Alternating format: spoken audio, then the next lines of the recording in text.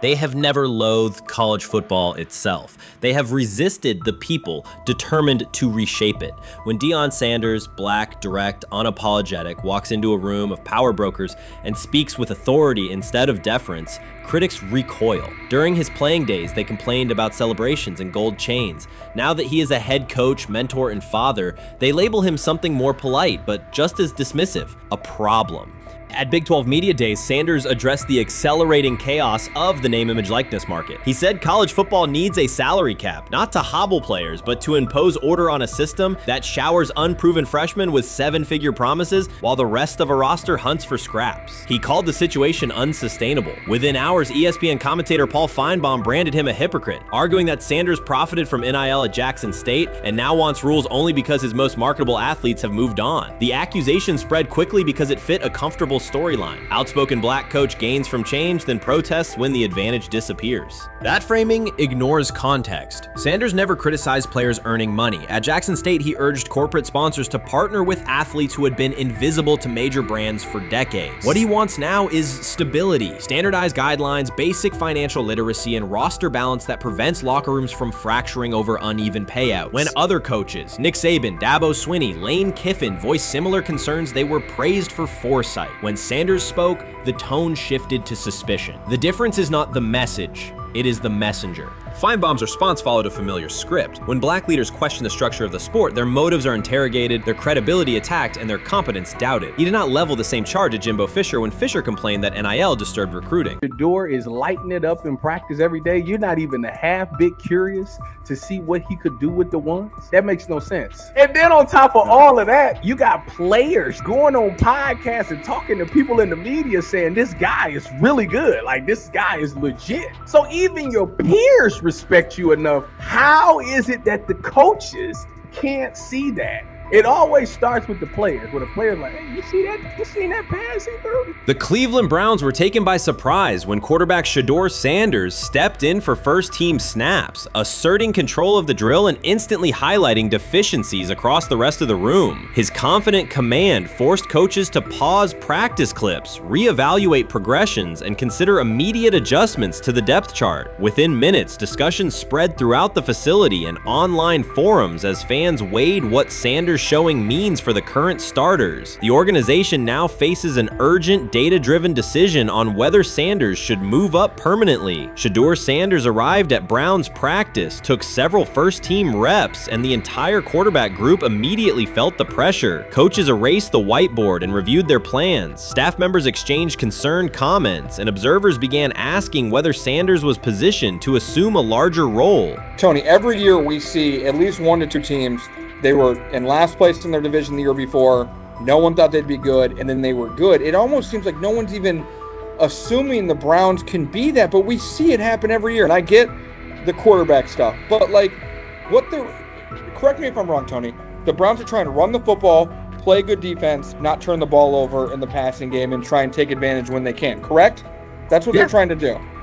That was the 2020 offense. The Cleveland Browns are still searching for stability at quarterback. Deshaun Watson is yet to deliver consistent starter-level production that justifies his contract, and each game renews doubts about whether he can regain peak form. Behind him, rookie Dorian Thompson-Robinson shows promise but remains inexperienced and unpolished. Coaches are evaluating alternatives each week and may need to adjust the depth chart if progress stalls. The roster around them is built to contend now, so ongoing uncertainty under center is increasingly costly. As we talk about, we do believe in best player available. We do believe in positional value, and we didn't necessarily expect him to be available in the in the 5th round, and so we love adding competition to every position room and adding him to compete with the guys that are already in there. We felt like that was the appropriate thing to do. The Browns quarterback group is unsettled. Deshaun Watson has yet to provide the reliable, high-level play his contract demands, while rookie Dorian Thompson-Robinson remains promising but unpolished. Depth behind them consists mostly of veterans whose experience lies more in holding clipboards than leading offenses. The coaching staff needs an immediate answer, not a 3-year development project. Shedeur Sanders enters as that potential solution. At Colorado, he passed for more than 3,200 yards despite working behind one of college football's poorest offensive lines, consistently demonstrating poise, quick processing, and accurate ball placement under heavy pressure. Film shows steady reads and disciplined footwork, traits that offset concerns that his profile is built on family name or media attention. Cleveland viewed the signing as a low-risk, high-reward move. Early in camp, Sanders received a handful of first-team snaps intended merely as an evaluation. Those plays quickly changed practice tempo. The ball came out on time, receivers hit their landmarks, and the defense struggled to adjust. Coaches immediately expanded the review using phrases such as "evaluate every option," an indication that the depth chart was no longer fixed. Watson sensed the scrutiny. Thompson Robinson increased his urgency. Within minutes, competition in the quarterback room intensified. Sanders repeated that performance in subsequent sessions. His footwork remained clean, progression sharp, and throws firm and precise. Each strong rep forced staff to reassess the plan to keep him buried on the developmental track. The broader context magnifies the pressure. Cleveland's roster is built to contend now. Fans are weary of quarterback turnover, and the front office cannot afford another costly misstep under center. Around the league, rookie passers rarely wait multiple seasons anymore. Joe Burrow, Justin Herbert, CJ Stroud, and even late pick Brock Purdy established that precedent. If Watson opens the regular season and struggles, public calls for Sanders will grow, especially if the rookie flashes in preseason. Alternatively, another team could attempt to acquire him if Cleveland hesitates to elevate his role. Each scenario underscores the same reality. Sanders' emergence has turned a routine camp evaluation into a critical decision point for the franchise.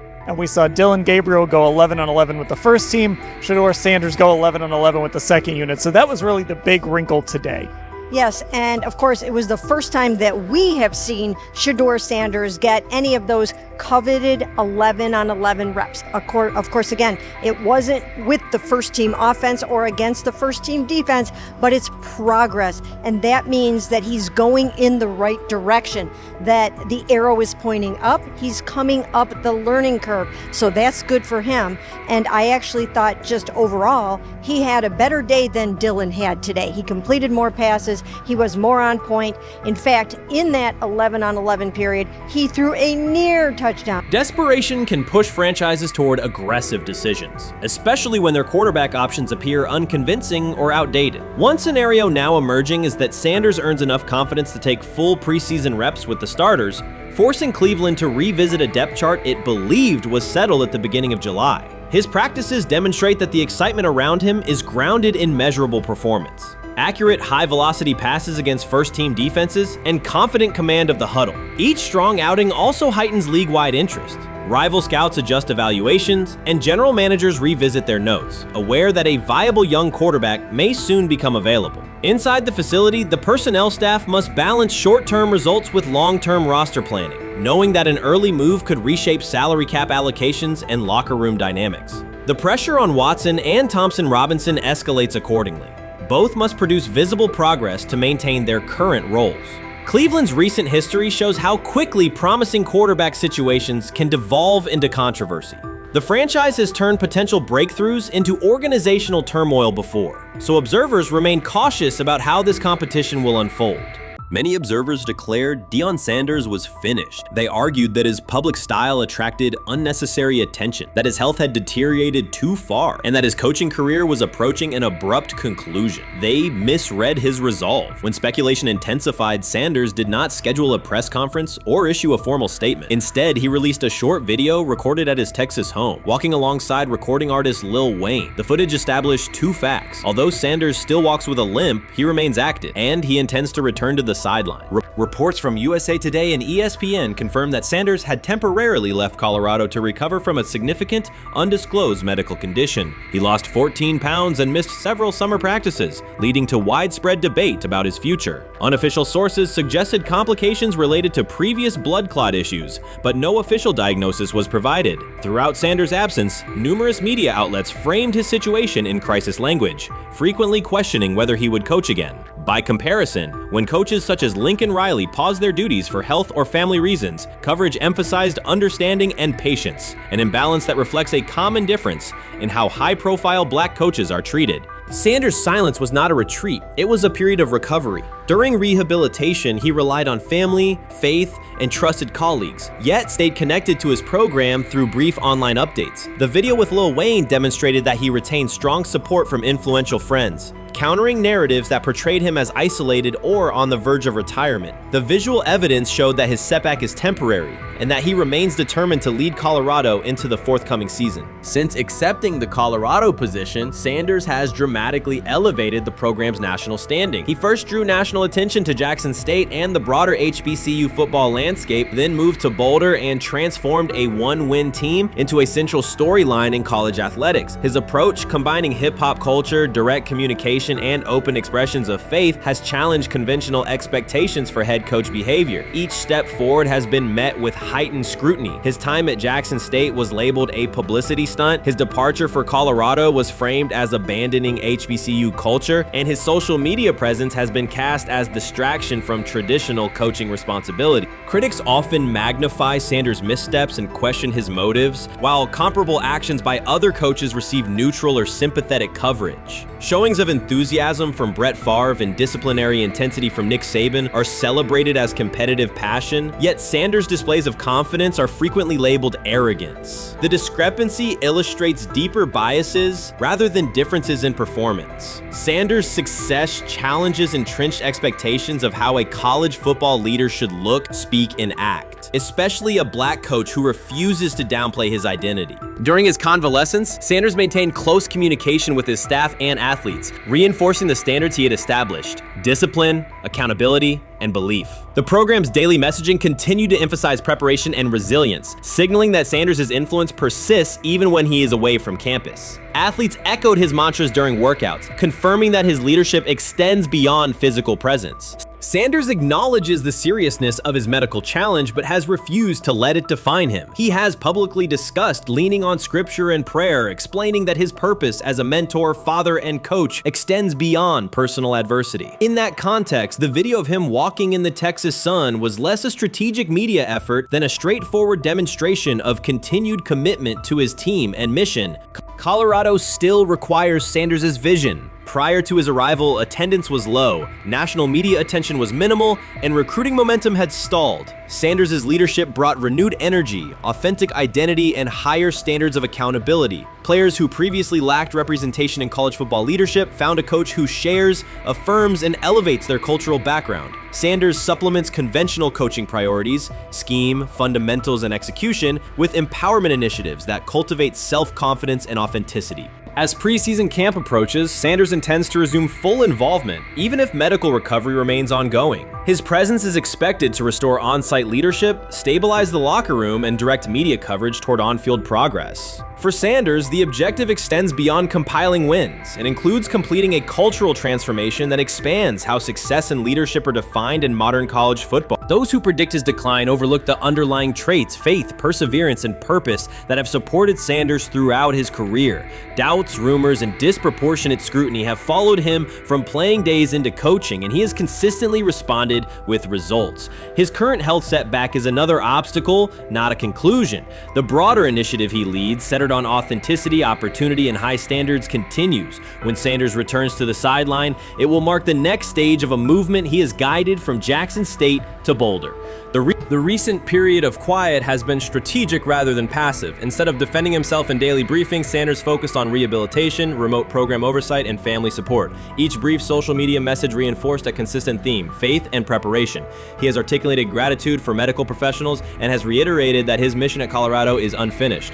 His public references to scripture have been direct but measured, aligning with his long-standing practice of integrating faith into leadership. By walking through his ranch with Lil Wayne, Sanders signaled continuity. The clip underscored that influential supporters remain engaged, that Sanders' broader network values his vision, and that he remains capable of navigating physical challenges. The visible limp was not evidence of imminent retirement. Rather, it documented the reality of ongoing recovery and the resilience with which he approaches each obstacle. Colorado's athletic administration and football staff continue to affirm Sanders' program direction. Recruitment communications cite his established record in fostering cultural relevance and national exposure. Prospective athletes respond to a coach who presents a transparent path to development, both on and off the field. Current players refer to Sanders' coaching points with clarity, citing specific drills and expectations that remain unchanged during his absence. These indicators demonstrate that the core structures Sanders implemented are functioning and that his return will be an amplification, not a restart. Criticism regarding Sanders' public persona often conflates media style with coaching substance. Analysis from opponents suggests that social media engagement dilutes football preparation, yet Sanders' staffs emphasize time management and delegation. Defensive and offensive coordinators handle in-game adjustments while Sanders directs overall culture, recruitment, and leadership. He has articulated that visibility serves to amplify program accomplishments and enhance player opportunities, not replace strategic football planning.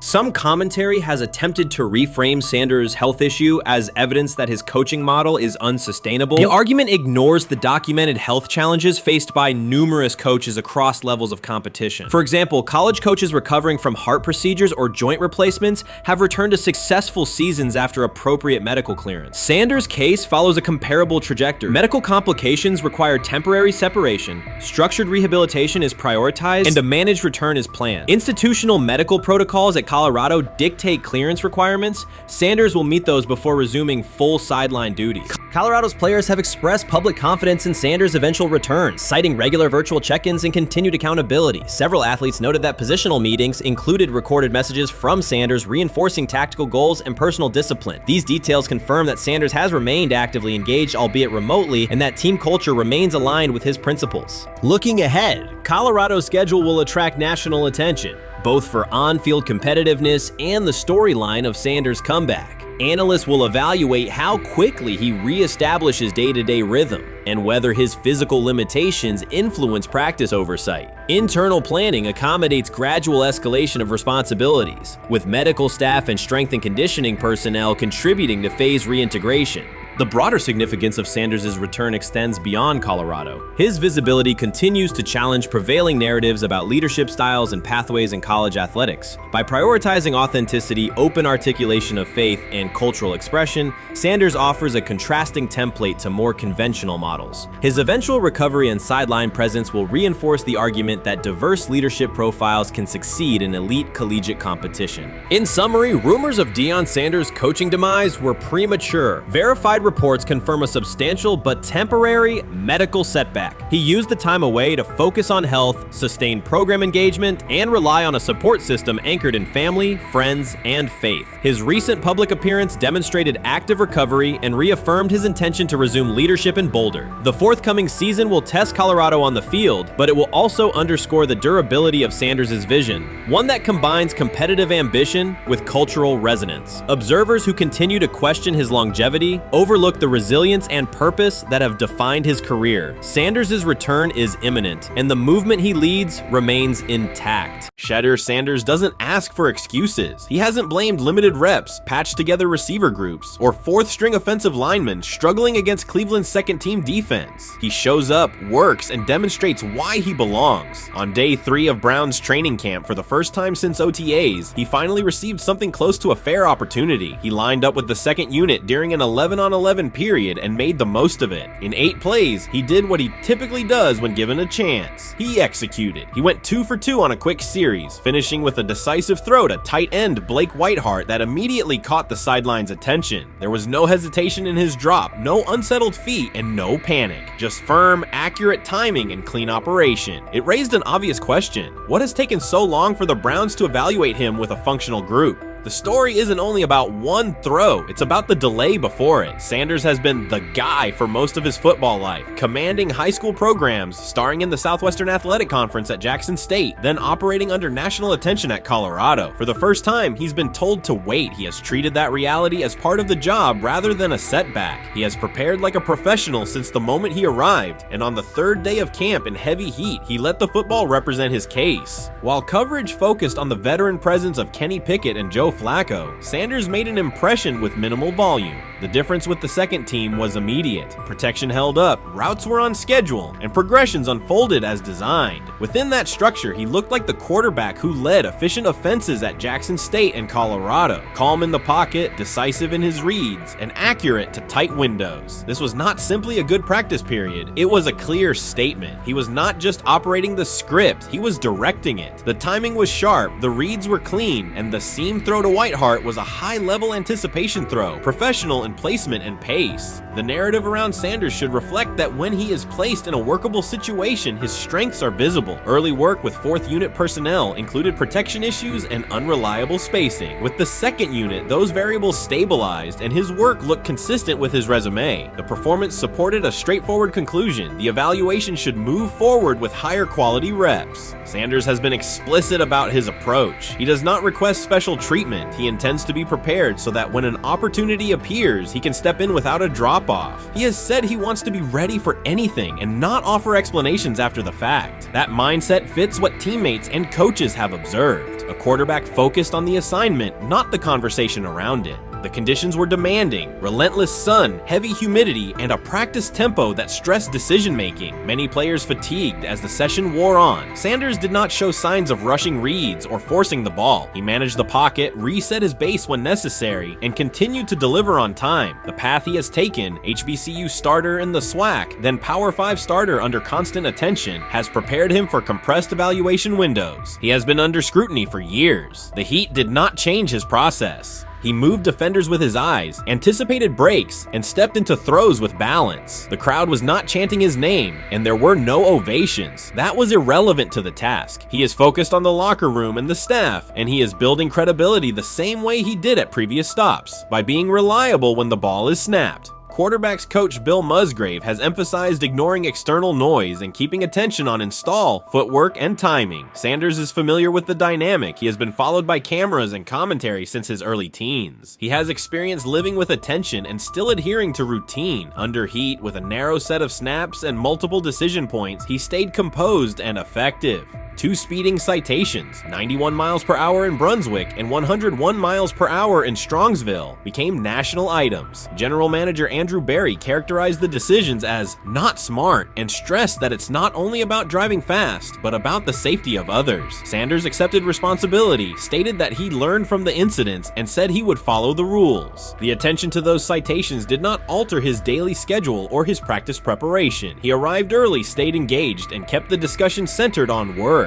Away from the field, he spent time at Rainbow Terrace in Cleveland after a significant apartment fire, distributing supplies and checking on families affected by the incident. There was no formal media rollout around the visit. It was an instance of direct engagement with the community without publicity attached to it. That reflects the same approach he shows inside the building. Do the work first. Sanders treats each rep as if it might be his last for the day and his only chance to show a specific element on tape. He prepares for protections, cadence variations, route adjustments, and timing with a level of detail that compresses the learning curve. When he is not under center, he studies coverages from the sideline, charts plays, and reviews video before and after practice. He writes down the next day's calls so he can anticipate checks. He has referenced using virtual simulation tools to replicate snaps he does not receive physically. That is not a passive stance, it is an active attempt to reduce the distance between classroom and field. He is building relationships across the roster, not just with projected starters. He communicates with defensive backs to understand what they see and how they react to certain stems. He spends time with offensive linemen to align on cadence and protection calls. He connects with newer players away from the facility so that communication improves in practice. That is practical leadership, consistent, low visibility work that becomes obvious when the ball is snapped and the operation is smooth. 3 days into camp, a central question remains. Why hasn't he taken a first-team rep? Flacco has seen work. Pickett has seen work. Dillon Gabriel has been cycled in. Sanders has remained behind all 3 on the depth chart while producing efficient periods when provided stable support. Head coach Kevin Stefanski has not publicly detailed the plan for distributing first-team snaps among the quarterbacks. When asked, Sanders answered that it is not his place to comment on rotation decisions. That response aligns with his day-to-day conduct, respectful, professional, and centered on the next assignment. The staff is managing a room with a Super Bowl MVP, a former first-round pick, multiple rookies, and a new set of combinations on the offensive line. That creates a set of decisions about exposure, pacing, and evaluation windows. Within that context, Sanders has presented a clear case for additional evaluation. He has shown he can execute the offense as designed when the variables are standard. Musgrave has a long-standing connection with the Sanders family through his time as a teammate of DEION Sanders in San Francisco. That familiarity supports direct communication. It does not guarantee anything about the depth chart, but it does help streamline teaching, feedback, and expectation setting. Inside the defensive back room, veterans such as Denzel Ward have provided perspective on timing, leverage, and eye discipline that Sanders has incorporated into his preparation. He is operating without the immediate family structure that defined his college environment. Away from his brother Shiloh and his father DEION, he is managing his own housing, nutrition, recovery schedule, and all the smaller tasks that accompany an NFL routine. Those adjustments matter because they influence consistency across a long camp. He has treated those responsibilities as part of the job rather than distractions, which is reflected in a steady daily approach. What he showed on day 3 with the second unit was not a surprise to those who have tracked his prior work. It was a continuation of a profile: efficient sequencing, clear timing, and consistent ball placement when protections and routes hold up. The 8-play period was short, but it was enough to reinforce the point. He doesn't need a large sample to demonstrate baseline operation. He needs a fair sample to test ceiling and adaptability. There is also the matter of perception. Public attention concentrated on the speeding tickets and the general manager's response. Less attention fell on the preparation, the efficient period with the second team, or the community engagement at Rainbow Terrace. That imbalance is common in training camp narratives. Sanders has handled it by keeping his answers simple and his focus on football. He has not tried to redirect the conversation. He has done his work and waited for additional reps. The objective next step is straightforward: expand the evaluation with higher unit personnel and standard opponents. That does not require a complete reshuffling of the depth chart. It requires allocating a defined sequence of first-team snaps so that timing with starting receivers and protections with starting linemen can be measured on tape. The staff can then compare operation speed, accuracy under pressure, red zone decision-making, and 2-minute mechanics against the other quarterbacks. That is the most direct way to clarify the competition. None of this dismisses the experience or track records of the veterans in the room. It emphasizes that the purpose of camp is to test assumptions with current performance. Sanders has provided enough evidence with the second unit to justify a broader look. He has shown that the pace of his feet matches the pace of his eyes, that he can hold safeties with his shoulders, and that he can drive intermediate throws without float. He has also shown discipline to take the clean completion rather than force the vertical shot when leverage dictates otherwise. Every day, he has addressed the controllable items: meetings, note-taking, install recall, cadence management, and post-practice review. He has not asked for public guarantees. He has asked for an opportunity to compete on comparable terms. The 8-play sequence with the second unit was a small but clear example of what he can do when those terms exist. The staff's communications have been measured. Stefanski has not laid out a schedule for first-team rotations publicly. Barry addressed the speeding incidents directly and emphasized standards for decision-making off the field. Sanders accepted the criticism, adjusted his behavior, and moved forward. Those are the relevant facts. What remains is a football evaluation that can only be completed by giving him snaps with the top group and measuring the results. If that evaluation occurs and he performs at the level he showed with the second unit, the conversation will shift from potential to placement. If it does not occur, the question will persist through camp. Why not test the full picture? Sanders has built a case based on preparation, poise, and execution. He has demonstrated leadership by building relationships across the roster. He has shown maturity in handling external issues directly and moving on. He has given the staff reasons on the field and in the building to continue the process.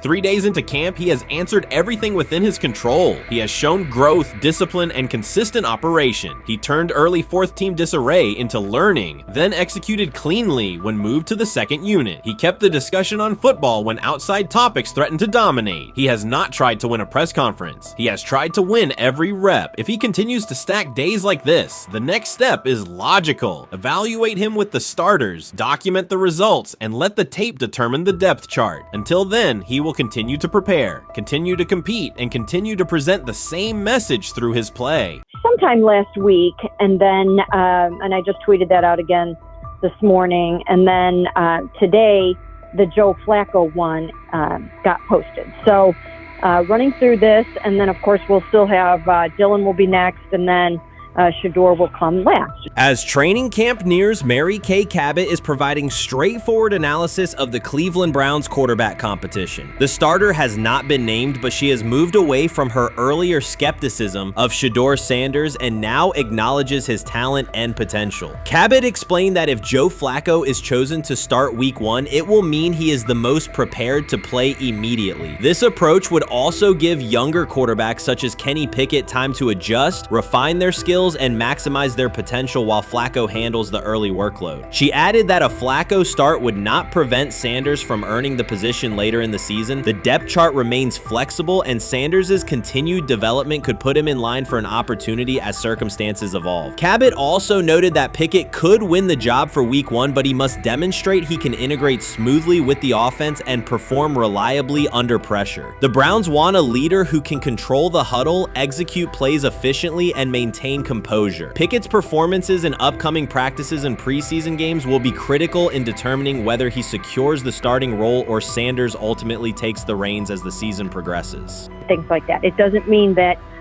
Kenny can't swoop in there and steal that job by them, but he's really going to have to show that he has a complete mastery of this scheme and this system, and that they don't have to dial it back a lot to put him in there. So these will be some considerations, and I do think that that as the preseason goes along, it will become evident.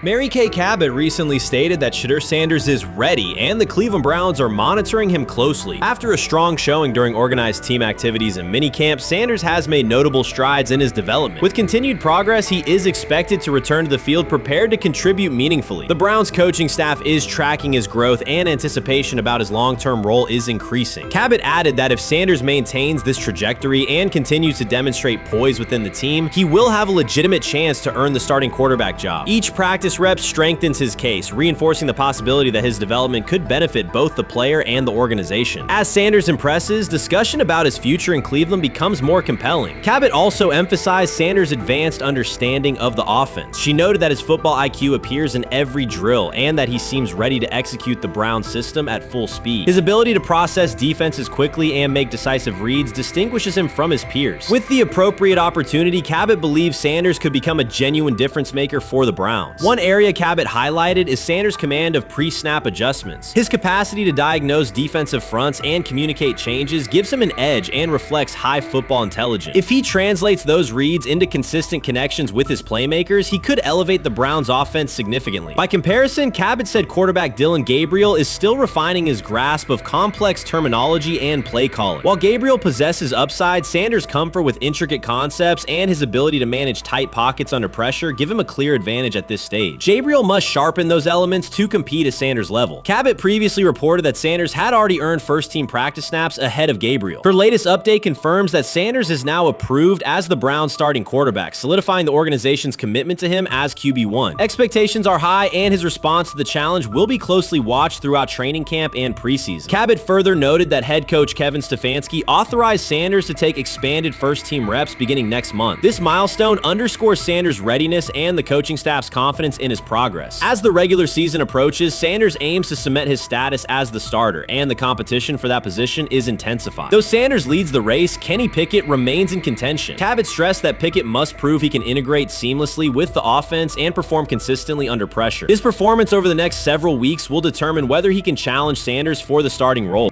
With both quarterbacks vying for the top spot, the Browns' Week 1 starter will be one of the most scrutinized decisions of the upcoming season. For now, Cabot's reporting underscores Sanders' rapid ascent, strong football intellect, and growing command of the offense, qualities that position him well to lead Cleveland's offense when the opportunity arrives. The rumors have ended. The decision is public. Cleveland Browns owner Jimmy Haslam has informed every level of the organization that unless an unforeseen injury intervenes, Shedeur Sanders will start at quarterback in Week 1. The announcement is not an informal suggestion or a quiet push in the background. It is a direct order. Multiple independent reports, amplified most visibly by Colin Cowherd, confirm that Haslam delivered the directive himself. From the owner's viewpoint, the logic is simple. No one else on the roster offers the same combination of talent, leadership, and long-term upside. Joe Flacco is approaching the twilight of his career. Kenny Pickett has shown flashes but remains inconsistent. Dillon Gabriel, taken in the 3rd round, is a developmental project. By contrast, Haslam believes Sanders can ultimately alter the franchise's trajectory immediately,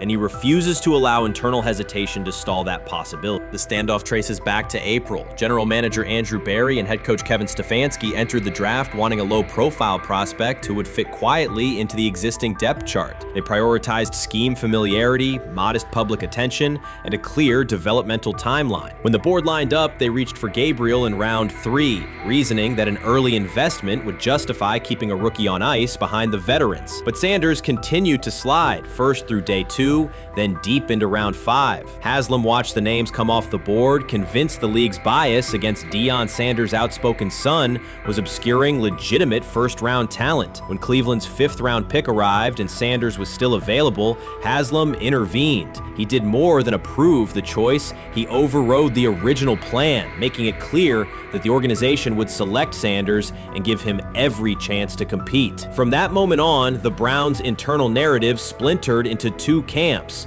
those ready to accelerate around their owner's vision and those still trying to protect their original approach. Once rookie minicamp began, Sanders erased much of the speculation. He commanded huddles, processed coverages quickly, and delivered throws with anticipation that belied his draft slot. Teammates noted his willingness to accept blame for missed timing, then correct the error without dramatics. While Flacco and Pickett split most first-team reps, Sanders treated limited opportunities as full-speed auditions. During organized team activities, he identified blitz looks, redirected protections, and consistently found his second read when the primary route was covered. More than one defensive veteran told local reporters that Sanders looks like the best arm in the building. That assessment forced Barry and Stefanski to reevaluate their timetable. They could no longer label Sanders a long-term project without contradicting on-field evidence. Drafting Gabriel 2 rounds earlier had provided the staff an excuse to slow roll Sanders' ascent. Coaches could point to investment cost, meeting room familiarity, and installation comfort to justify Gabriel's snap share. Yet each practice rep in which Sanders outperformed the 3rd rounder weakened that shield. Behind closed doors, position coaches began requesting more Sanders film for cut-ups, and offensive assistants quietly shifted meeting questions toward concepts the rookie already executed well.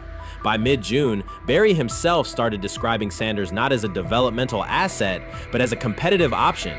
Those subtle linguistic changes signal the front office's recognition that the narrative had moved beyond their control. Haslam's history with quarterbacks is well documented. His pushes for Johnny Manziel, Baker Mayfield, and Deshaun Watson were high-visibility swings, each driven in part by a desire to generate excitement as well as wins. Critics highlight those choices to question his evaluation track record, yet Haslam perceives Sanders differently. Where Manziel carried off-field concerns, Sanders brings a reputation for professionalism. Where Mayfield's leadership style divided veterans, Sanders' approach has united receivers and linemen. Where Watson's trade involved unprecedented controversy, Sanders arrived at minimal draft cost. Haslam sees a rare chance to capture star potential without mortgaging the future, and he is unwilling to cede that upside to cautious pacing. Cleveland's supporters, weary of revolving door quarterbacks, have rallied around Sanders with unexpected speed. Sales of customized Sanders number 2 jerseys surged within days of rookie minicamp. Training camp ticket requests spiked once local media circulated videos of Sanders making NFL-caliber anticipation throws during 7-on-7 periods. The mood in Northeast Ohio has changed from tentative hope to active belief. Longtime season ticket holders who once shrugged at preseason storylines now debate Sanders' footwork at neighborhood barbecues. Social media engagement for Brown's content has climbed, driven by highlight compilations of the rookie threading seam passes between linebackers and safeties. All of this places Kevin Stefanski in a fragile position. If he opens week 1 with a veteran starter and the offense sputters, criticism will be swift. Each stalled drive will be interpreted as evidence that he ignored the owner's edict and the fan base's intuition. Conversely, if he names Sanders the starter solely under pressure, any early struggles could be framed as proof that Sanders was rushed, further exposing Stefanski to blame. The only sustainable solution is conviction. Either stand behind a veteran with clear strategic reasoning or embrace Sanders fully and structure the offense around his strengths. Splitting the difference, rotating series, delaying first-team reps, or using vague competition language will satisfy no one and likely jeopardize locker room clarity. Sanders' personal approach has reinforced Haslam's confidence. Instead of taking post-draft downtime,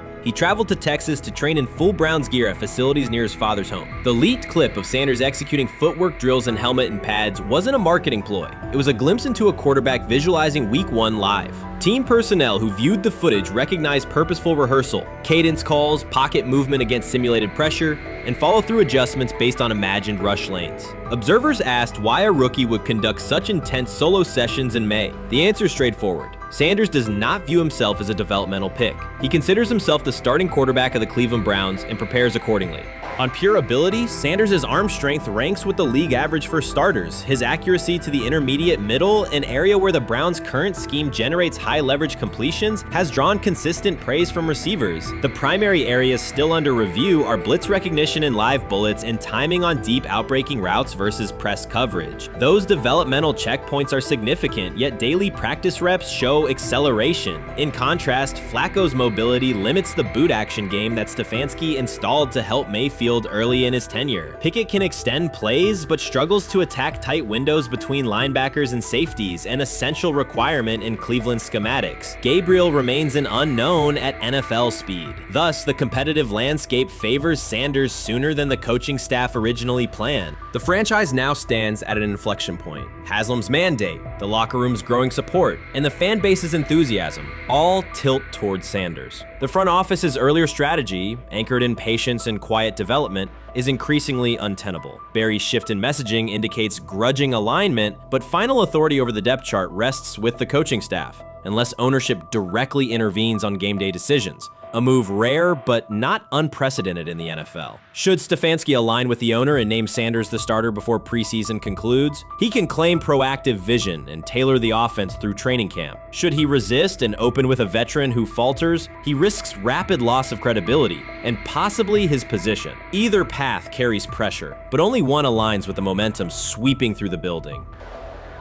For 2 decades, the Browns have cycled quarterbacks without securing a stable star. Each new hope, whether draft pick or trade acquisition, has collapsed under injuries, inconsistency, or organizational disarray. The possibility that Sanders could finally anchor the position is not merely a football storyline. It is a potential cultural reset for a fan base defined by resilience. Haslam's insistence reflects that awareness. Cleveland needs a leader who can win on Sundays and project confidence every other day of the week. Sanders has shown he can shoulder expectations without retreating from scrutiny. That trait, more than arm talent alone, is why the owner views him as indispensable. Voluntary workouts transition to mandatory minicamp next week. If Sanders receives a substantial share of first-team snaps, observers will interpret it as the staff's acknowledgement that the competition is tilting decisively. A public declaration may not follow immediately, but every rep allocation is a signal. If, however, the staff continues funneling most top unit snaps to Flacco or Pickett, tension will escalate. Local media will question the evaluation process. National analysts will debate the merits of letting a rookie learn through live action versus controlled practice. Inside the facility, players will recognize any disconnect between performance and opportunity, and unity could fray. The Browns have reached a decisive moment. Shedeur Sanders has demonstrated the skill, poise, and work ethic to justify starting in Week 1. Jimmy Haslam has publicly positioned him as the future, and by implication the present of the franchise. Kevin Stefanski and Andrew Barry must either endorse that vision or brace for the consequences of delaying it. For Cleveland fans, the significance is clear. A legitimate chance to exit the cycle of quarterback uncertainty and rally behind a signal caller capable of commanding the field and galvanizing the city. Whether that opportunity is seized promptly or postponed will define the Browns' 2025 season and likely the tenure of the decision makers involved. Watson says he has been mentoring Shedeur Sanders at the quarterback position. The biggest failure in the NFL is now mentoring quarterbacks. The most overpaid underdeliverer at the position is now mentoring 2 rookie QBs and a Super Bowl champ. So what exactly are you mentoring him at? You have had 24 civil lawsuits that you paid off to go away. And when you play, you are as ass as those massage therapists are, apparently.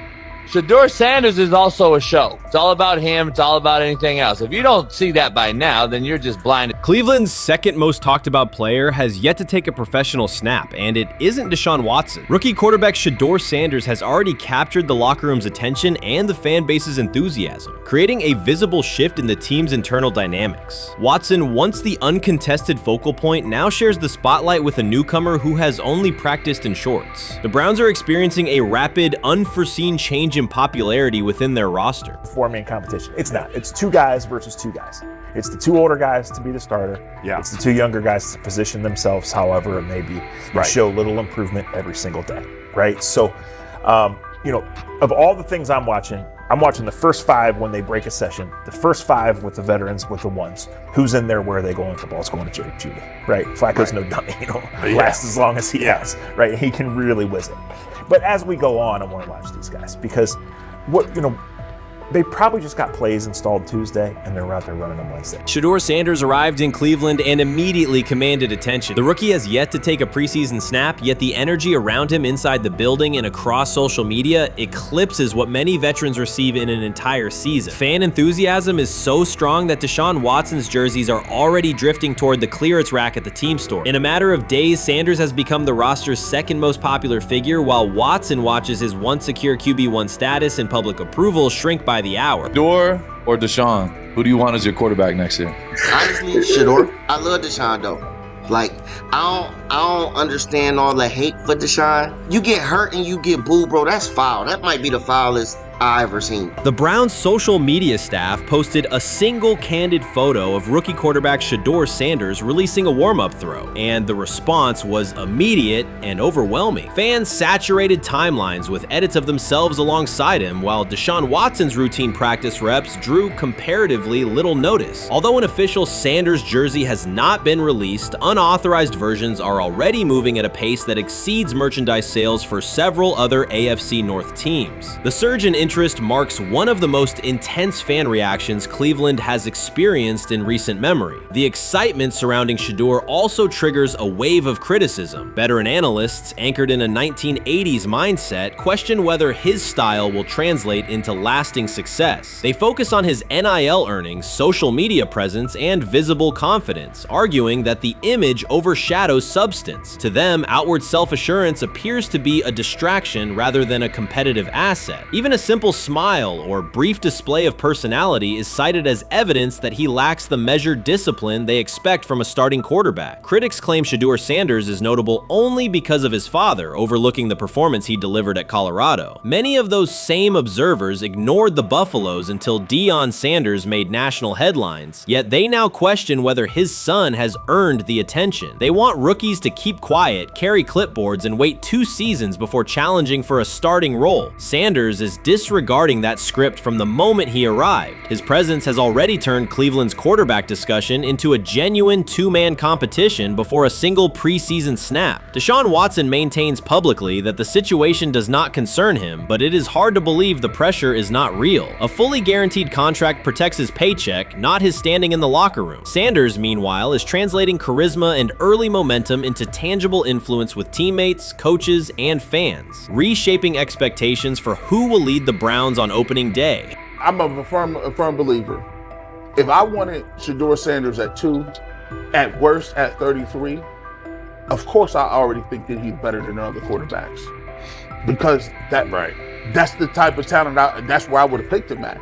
And if he was at 2 or 33, and he still had this same exact skill set, we will be talking about him starting and playing. Right. Well, that'd only be 3 quarterbacks. It'll be 3 quarterbacks, not 4. Yeah. But since he moved to the 5th round, that's cool. They might have to go along with it. But to me, I think if you ask who got the best tools, I'm going with Shedeur. Shedeur Sanders has not taken a single professional snap, yet discussion about him has split NFL social media into 2 camps. One side already argues he should start immediately. The other worries about what that means for veteran quarterbacks like Deshaun Watson. Reporters now line the perimeter of Browns camp, scrutinizing every inconsistency in Watson's spiral and every precise throw from Sanders during drills. Each well-placed pass is clipped, posted to TikTok, and captioned as evidence of a future QB1. Cleveland is no stranger to quarterback drama, but this situation is different. different. Rather than cycling through another unproven starter, the franchise is dealing with a rookie who entered with more polish, public attention, and perceived readiness than most first-year players. Stands chant Sanders' name before he has appeared in a preseason game, while the established starter works to maintain his relevance. The atmosphere is not yet a full controversy, it is a countdown. Traditional analysts insist on the importance of experience and respecting the process, yet Sanders is progressing on the timeline set by the supporters who already view him as the next leader of the offense. Shedeur Sanders did not treat day 4 of Browns training camp as anything other than work. He completed 8 of 11 passes with 3 touchdowns, operating with control and accuracy throughout the red zone periods. The throws were varied, a well-placed ball to rookie Luke Floria that led him across the goal line in stride, a firm throw to Cade McDonald over middle after a quick read, and a tight window completion to Diontae Johnson at the back of the end zone with 2 defenders closing. The sequence showed timing, poise, and placement under pressure.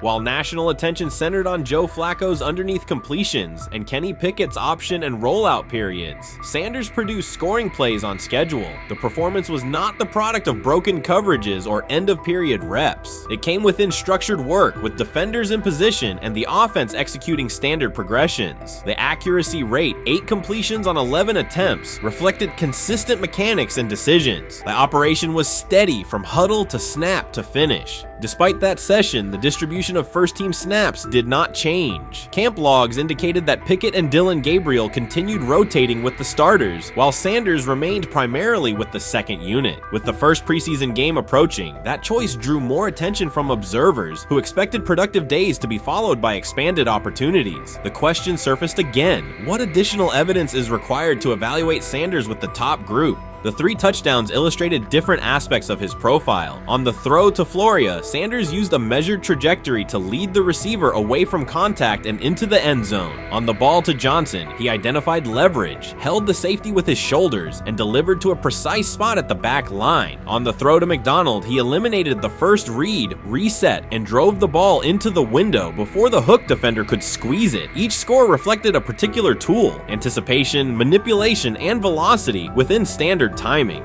Comparisons to the other quarterbacks were straightforward. Pickett produced 2 touchdowns but placed 1 late ball that exposed a receiver to contact near the goal line. Gabriel accounted for 1 score, with additional gains coming on checkdowns and designed movement. Flacco advanced the ball in short increments without finishing drives during the same period. Sanders converted opportunities into points repeatedly and without turnovers. The rotation, however, remained unchanged. Head coach Kevin Stefanski and the staff continued to allocate first-team work to the same group, describing the process as an open evaluation. In practice, that has meant extended starter reps for Pickett and Gabriel, veteran scripts for Flacco, and second unit periods for Sanders. The disconnect between output and opportunity was notable, particularly given the stated goal of reaching an early decision at quarterback. When asked about the timeline recently, Stefanski said the preference was to decide sooner rather than later, an acknowledgement that the window for assessment is limited as preseason approaches. Speculation about motives is common in such situations. The discussion has included references to front office perspectives and ownership influence. Owner Jimmy Haslam is widely viewed as supportive of drafting Sanders. General manager Andrew Berry is known for prioritizing fit, traits, and process within the roster building model. Stefanski reports to Berry, and the practice plan reflects coaching evaluation within organizational parameters. None of that guarantees any outcome. It does explain why rotations can remain conservative even after strong individual periods. Regardless of internal views, the most useful next step for the evaluation would be a defined set of first-team snaps for Sanders to put comparable tape next to his peers. There was also outside attention on several practice segments from earlier in camp that showed Sanders throwing during lulls to non-receiver personnel, ball attendants, staffers, and assistants, while other quarterbacks were in script with full units. Those clips circulated widely and were interpreted by some as dismissive. Sanders addressed questions about it by narrowing the focus to preparation, explaining that his responsibility is to be ready for the work assigned and that he has adjusted at every level of competition, from HBCU ball to the Power 5 and now the NFL. The response matched his general approach: acknowledge the situation, maintain routine, and continue to execute when the next period begins. The broader draft day and narrative context remains part of the conversation. Sanders' college resume included efficient production and high completion rates across across 2 programs, culminating in national recognition such as the Johnny Unitas Golden Arm Award. His selection in the 5th round was driven by varying evaluations of projection, scheme fit, and development timelines. The result is the current environment. He must present his case within limited windows, then wait for access to the next rung of competition. That does not make the process unfair, it makes it exacting. The best answer, for him and for the staff, is additional, comparable reps and clear tape. Fan reaction after day 4 was direct. Social accounts and comment threads filled with assessments that centered on performance rather than reputation. Sanders produced 3 touchdowns, avoided negative plays, and showed command in the red zone. Supporters pointed to that tape and asked for opportunities with the starters to verify whether the same rhythm carries over with the top receivers and linemen. The message was not about headlines. It was about the logic of evaluation in a compressed calendar. From an operational standpoint, Sanders' day reflected consistent fundamentals. His base was disciplined, his eyes matched his feet, and his timing aligned with route depths. On the Johnson score, he used a subtle shoulder turn to hold the safety before resetting and throwing to the back line. On the McDonald throw, the ball was out on the second hitch, arriving before the defenders could converge. On the Floria play, the arc and placement minimized the hit risk and maximized the run-through. Those are portable traits. They translate across units if the timing with receivers is established through reps. The staff's balancing act is real. They must prepare the presumed week 1 starter with sufficient continuity while also giving developmental players enough exposure to judge ceiling and floor. That tension is present in every camp. The cleanest path through it is to carve out defined first-team sequences for each competitor and evaluate the tape against comparable defenses and situations. High red zone, low red zone, 3rd and medium, and 2-minute. Sanders' performance on day 4 strengthened the case for such an allocation. Context matters off the field as well. Earlier in the offseason, 2 speeding citations, 91 miles per hour in Brunswick and 101 miles per hour in Strongsville, prompted public comment from Barry, who emphasized standards and safety. Sanders accepted responsibility, stated that he learned from the incidents and moved on. In camp, he has kept the focus on football tasks, install retention, cadence management, protection IDs, and post-practice review. He has also continued to build rapport across position groups, including veteran receivers and defensive backs, so that timing and expectations are clear when reps arrive. None of this diminishes the experience of the veterans in the room. Flacco has decades of film, Pickett has multiple seasons of NFL starts, and Gabriel brings mobility and a defined collegiate profile. It does, however, underscore the purpose of camp, to align decisions with current performance. Sanders produced the most efficient scoring period of the day. The next logical step is to see that operation with the starting unit, document the results, and compare them to the other candidates under the same conditions. The preseason opener will compress timelines further. Install packages expand, and coaches begin to narrow personnel groupings. If the objective is to identify the quarterback who can operate the offense most cleanly on Sundays, then structured exposure now will give the staff better information later. A small but deliberate set of first-team snaps for Sanders, scripted early downs, a 3rd down sequence, and a red zone series would provide data without disrupting broader preparation.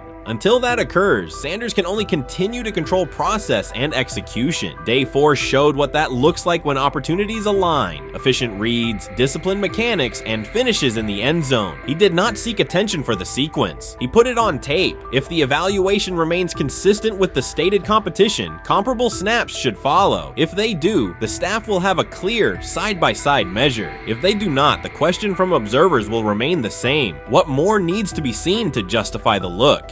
For now, the record from day 4 is clear. 8 completions on 11 attempts, 3 touchdowns, no turnovers, red zone precision, consistent control at the line and in the pocket. Those are tangible outputs. They merit a defined opportunity with the starters as the team moves toward preseason and the decision that follows. Whether or not that opportunity arrives immediately, Sanders has shown the preparation and execution necessary to be evaluated on equal footing. The next step is a matter of allocation, not speculation. How you feeling? I'm getting there. You see what I got on, right? That's why I was asking how you help for it. Yeah, I'm getting there. See? Brian, what they had to? I had blood clots. Okay. And they amputated, you know. But I work with it. Man. Yeah, I'm amputated. So I get that worked on a couple times a day. Keep the blood circulating, blood flowing, but it's a new normal.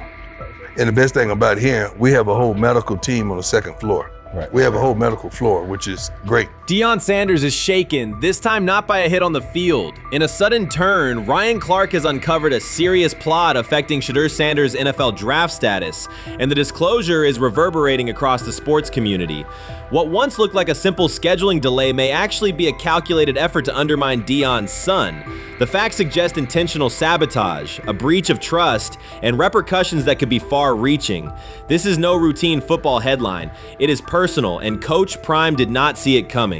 The sports world loves to celebrate underdogs, yet it often takes even greater pleasure in tearing down rising stars. Deion Sanders is witnessing that cycle now, not from the sidelines as Coach Prime, but as a father. The lights in Boulder remain bright, the cameras keep rolling, and Sanders still wears his gold watches, sunglasses, and natural swagger. Still, behind that familiar smile is a man carrying deep pain as criticism aimed at his son mounts daily. How much of that is opening press conference saying, okay, we are family, saying that he was sent to do certain things? Do you feel like people got attached to that, or it just was the fact that prime time is at Jackson State?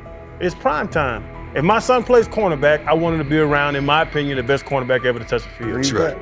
If my son played DN, I'd have to talk to you and tell me who's coaching the DNs. That's but right. I was sending my son to play for prime. His pain does not come from critics or losses, but from watching his son, Shedeur Sanders, get pulled into a system where politics outweigh performance. By every metric, arm strength, accuracy, field vision, Shedeur belonged in the top 3 of any NFL mock draft. Defensive coordinators who tried to unsettle him know he never flinches. He owns the unteachable leadership trait that turns strong prospects into franchise cornerstones. Then the narrative shifted. Draft boards that once placed him 2nd or 3rd slid him to 5th, then 12th, and eventually out of the 1st round on some lists. Analysts grew cautious, executives became vague. The statistics stayed strong, and the game film still proved his ability, yet the buzz evaporated. The abrupt silence felt deliberate and wrong. Former NFL safety and respected analyst Ryan Clark then delivered an unfiltered disclosure, not on a scheduled TV segment, but in an unscripted comment. He stated plainly that influential figures inside the league were not overlooking Shedeur Sanders. They were actively holding him back. The motive, Clark said, was political, and the real target was Deion Sanders, Hall of Famer, architect of Jackson State's resurgence, and the coach who turned a 1-11 Colorado program into a national headline. Deion's refusal to conform, wearing sunglasses indoors, dancing with players, speaking candidly, challenged an establishment that favors predictable images and rehearsed statements. According to Clark, that resistance to tradition was not forgotten. When Shedeur displayed the same mix of talent and confidence, concern spread through front offices and media circles. Questions about leadership style and attitude surfaced. Coded language for discomfort with a quarterback who mirrors his outspoken father. Clark's point was clear.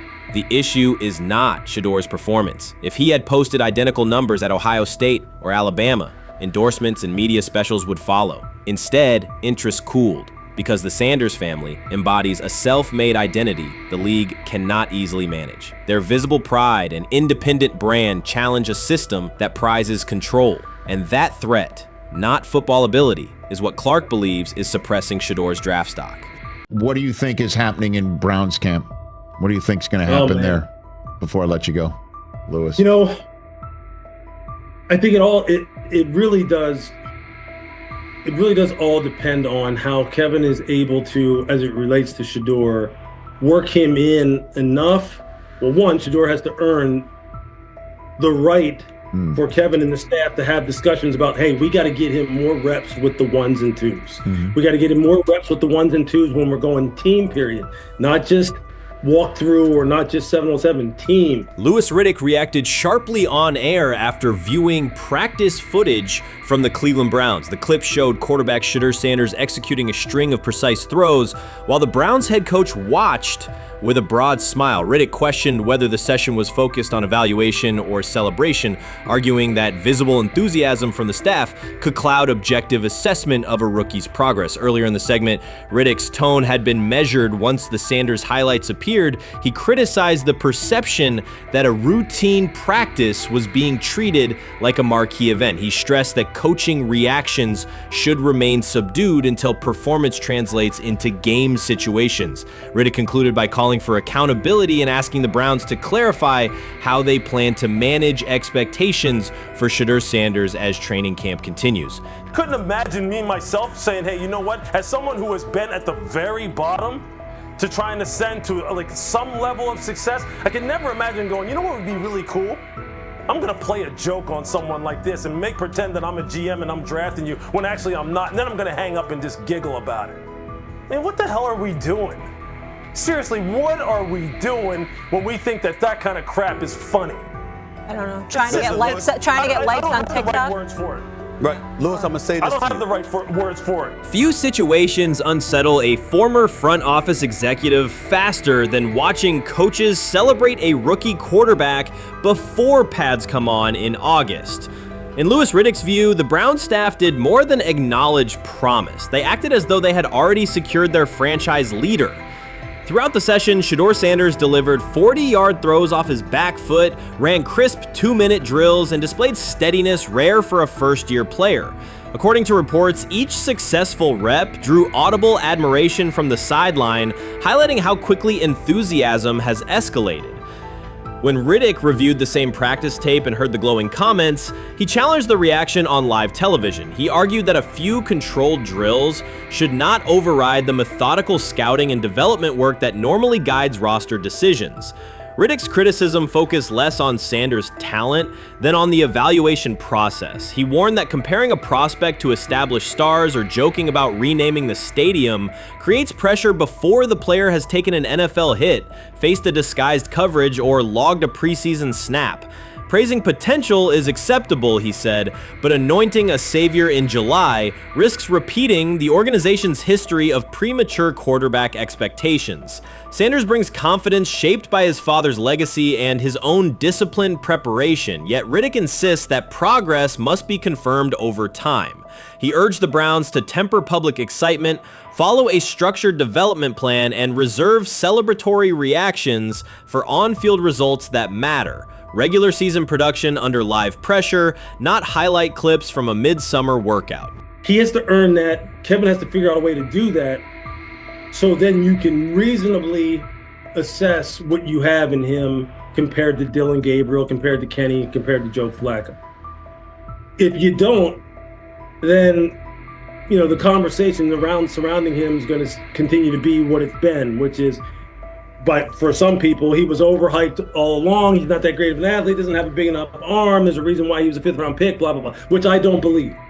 I believe if he is given enough reps, earns enough reps, and then is given enough reps in meaningful situations, he can throw the ball just as good as Joe, if not better, just as good as Kenny, if not better, just as good as Dylan Gabriel. After more than 2 decades in personnel and broadcast analysis, Louis Riddick was dismayed to see a franchise bypass basic evaluation standards after only a series of eye-catching minicamp throws. Reviewing practice footage from Cleveland, he observed Shedeur Sanders drilling 40-yard passes against uncovered receivers and running 2-minute sequences with poise. In Riddick's view, those reps, conducted without pads, contact, or a disguised rush, show arm talent but reveal little about how a rookie handles game pressure. Riddick said the Browns' reaction drifted from objective assessment to outright admiration. Multiple reports indicated coaches were sketching new concepts for Sanders during dinner and referring to dedicated Shedeur packages well before a padded practice. Even the veterans in the quarterback room showed no visible alarm, a sign that staff excitement had already reset the internal depth chart conversation. The analyst emphasized that his concern is not Sanders' skill set. He acknowledged the quarterback's arm strength, footwork, and composure, but rather how quickly the club appears willing to declare him its long-term answer. Riddick cited several past prospects who received similar midsummer acclaim only to stall once real competition began. Given Cleveland's long history of quarterback turnover, he argued the organization should focus on incremental milestones, processing post-snap reads, surviving live pass rushes, and rebounding from mistakes on Sunday afternoons. Riddick urged the Browns to temper expectations and follow a structured development plan so Shedeur Sanders can progress without undue pressure.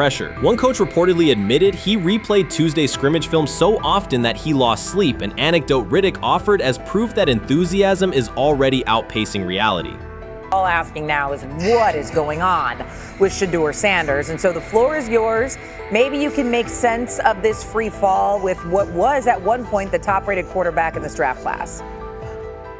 Yeah, see, I think at this point in time, this really isn't a football discussion any longer. This is a personal discussion. This is about it's a fit discussion. It's whether or not teams are just comfortable with everything that comes along with Shedeur in terms of who he is as a person, all the people that are surrounding him in terms of his inner circle, and whether or not teams deem that to be something that they're comfortable with. Right or wrong, that's the only conclusion you can really come to at this point. Louis Riddick voiced an escalating concern during the segment. Having witnessed numerous quarterback setbacks in his career, he worries another may be forming, not because Shedeur Sanders lacks talent, but because the praise around him is growing without restraint. Sanders has simply attended practice, delivered accurate passes, led the huddle, and shown the composure expected of an NFL player. Riddick fears the Browns' reaction, treating routine drills as proof of long-term success, risks setting premature expectations. He cautioned that the organization seems ready to celebrate a franchise savior before Sanders has taken a competitive snap, noting that such early adulation has derailed promising prospects in the past and could impede Sanders' measured development.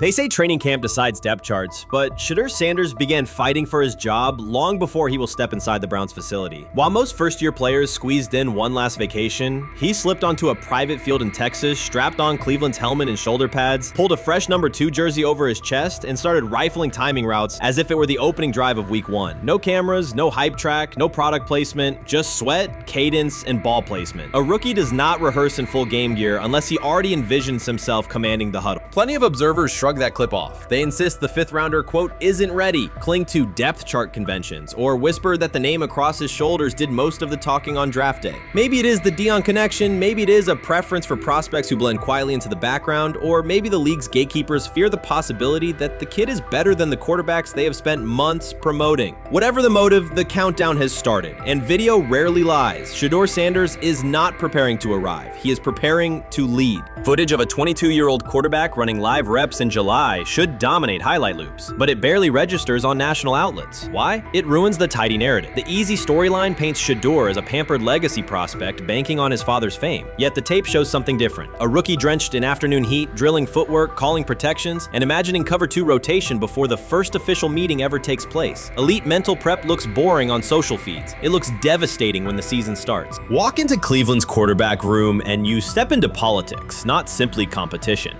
Joe Flacco, a Super Bowl MVP in decline, carries institutional trust. Kenny Pickett, rescued from Pittsburgh's reset, carries hometown intrigue.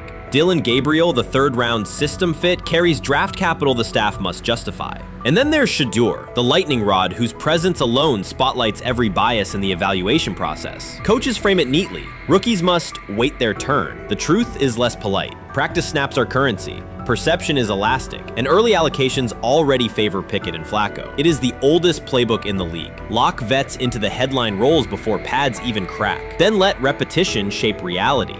Sanders refuses to cooperate. He is not a 4th-string camp arm. He has engineered game-winning drives under national scrutiny, operated against live blitz looks most prospects never face, and more than any quarterback in the room, documented his own off-season obsession. No social media rollout, no brand consultant, just pads, cleats, and an unlit practice field. If his last name were Smith, pundits would label him the sleeper of camp. Instead, politics trails every throw. Training camp rotations expose organizational intent. Beat writer Fred Greetham already reports that Pickett and Flacco will open with first-team reps when veterans report July 23rd. Gabriel grabs the developmental snaps, leaving Sanders the leftovers. That isn't performance-based, it's narrative-safe. Gabriel doesn't threaten hierarchy, Sanders bends gravity. Watch the details. Does Shedeur steal 11-on-11 snaps with the 2s? Does he run red zone installs or 2-minute drills? If he does, coaches are admitting he is forcing his way in. If he doesn't, they are postponing the inevitable. Either way, the private field reps have sharpened his timing and condensed his release. He is not hoping for an opportunity, he is prepared to seize one the instant it appears. Cleveland's joint practices amplify that tension. First come live periods against the Panthers, then sessions with the champion Eagles. Those reps belong to the starters, so Flacco and Pickett will absorb most of Carolina's disguised pressure and Philadelphia's exotic fronts. Sanders' proving ground will be the preseason opener on August 8th. Under the stadium lights, he will get entire series, real reads, pockets collapsing for real.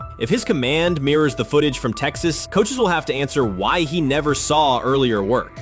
Reps are scarce. 10 padded practices separate veteran arrival from game 1. Even an even split, something that never happens, would hardly suffice. Instead, the staff will funnel snaps toward the comfortable choices. That strategy can bury a rookie, but it can also spark an eruption when limited opportunities turn into highlight drives. One flawless touchdown march in the second half of a preseason game, and the dog pound will chant his name. Then the staff's narrative control evaporates. Criticism of Sanders has never matched the scrutiny applied to his peers. Analysts nitpick a ball pat, a foot angle, a pump fake, Pickett's inconsistency, Flacco's diminishing velocity, Gabriel's college system crutches. Discuss politely, if at all. With Shedeur, the critiques arrive as coded doubts. Does he rely on the family brand?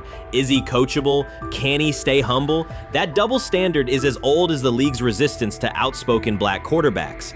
Add Deion's unapologetic persona, and each Sanders rep becomes a referendum on establishment comfort levels. Shedeur answers not with rebuttals, but with work. Work captured in silent footage more deafening than any debate show monologue.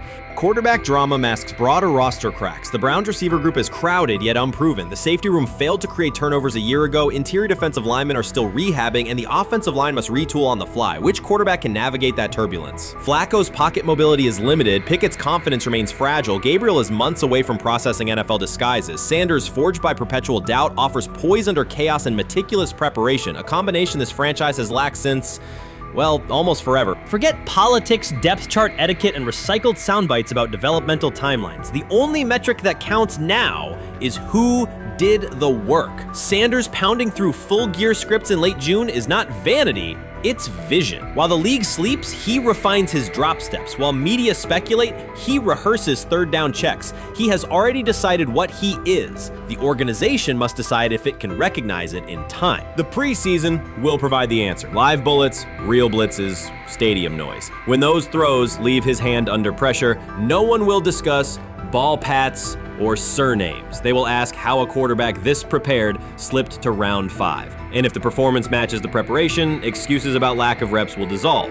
It will be production against perception, and Shedeur Sanders has been producing where no one could see. Ready is the wrong word. He has been ready. Chris Carter's televised assessment of Shedeur Sanders triggered immediate pushback from Cleveland fans, local media, and even several Browns veterans. Carter dismissed Sanders, a 5th-round pick, as unprepared to start and framed the growing interest around him as purely a byproduct of surname recognition. Since that segment aired, practice reports have told a very different story. Observers inside the Browns facility describe a rookie quarterback who is closing the gap on Kenny Pickett and Dillon Gabriel with surprising speed. Sanders first turned heads in rookie minicamp by directing the huddle with a calm that belied his inexperience. Position coaches reported that he rarely repeated mental errors during installation periods, a trait they rank highly when grading young quarterbacks. In organized team activities, he showed consistent timing on intermediate routes, kept turnover numbers low in 7-on-7 periods, and demonstrated early command of Kevin Stefanski's protection calls.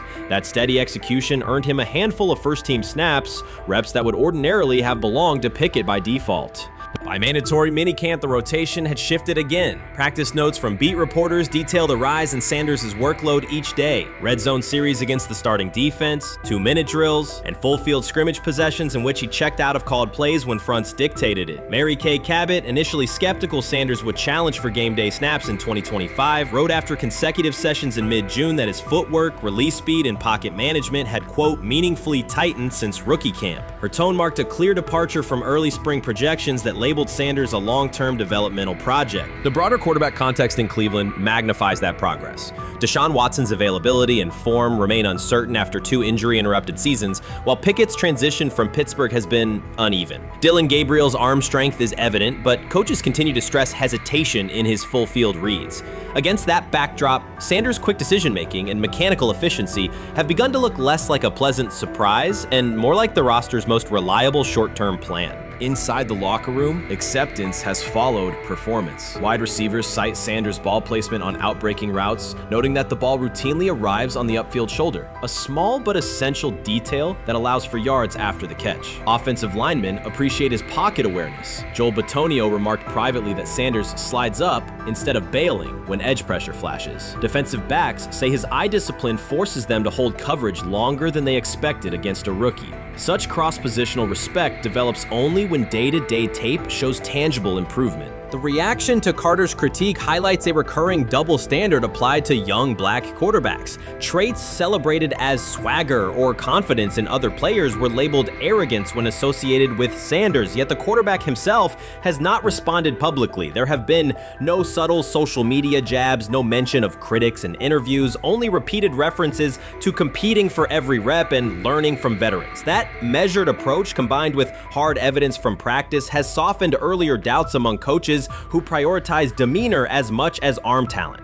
Within the coaching staff, the discussion now centers on readiness thresholds. Stefanski's scheme relies heavily on quick rhythm throws, defined reads, and disciplined pocket movement. Those requirements align with Sanders' strengths: a compact release, willingness to target the middle of the field, and instinctive timing on RPO concepts carried over from his college tape. Staffers reviewing cut-ups from joint practices note that his internal clock already approximates NFL speed, a metric they did not expect to see until mid-season at best. If that trajectory continues through preseason games, the Browns face a consequential decision. Starting a fifth-round rookie 6 weeks after training camp opens would unsettle salary cap assumptions, depth chart politics, and external perceptions of organizational stability. Yet the internal mandate remains clear: the most prepared quarterback will play. That standard places Sanders in genuine contention because every practice metric used to grade readiness, turnover ratio, red zone efficiency, third down conversion rate, has trended in his favor since early June. The organizational stakes are considerable. Cleveland has cycled through starting quarterbacks at a startling pace over the past decade, shifting from first-round investments like Baker Mayfield to high-cost gambles such as Watson,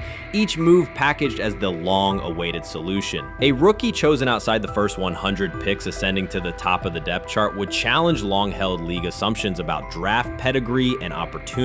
It would also validate the evaluation philosophy that prioritized Sanders' intangibles: processing speed, leadership presence, over conventional arm strength thresholds that pushed him down the draft board. Carter's televised remarks now sit awkwardly alongside daily updates from Berea. His critique relied on pre-draft labels and the presumption that a late-round passer with a famous father would need a redshirt year. Practice film contradicts that stance. Sanders checks protections at the line, manipulates safeties with shoulder fakes, and has reduced turnover-worthy throws in full-speed sessions to single digits. Statistics normally cited for veteran backups, not rookies. The longer that evidence accumulates, the more Carter's comments appear rooted in legacy bias rather than objective performance review. None of this guarantees Sanders will open the season under center. Preseason defenses test quarterbacks in ways practice cannot. Defensive coordinators will disguise pressure and boundary rotation to force late decisions. Sanders must show he can adjust protections and exploit mismatches without the benefit of a controlled environment. Yet within the Browns facility, the conversation has shifted from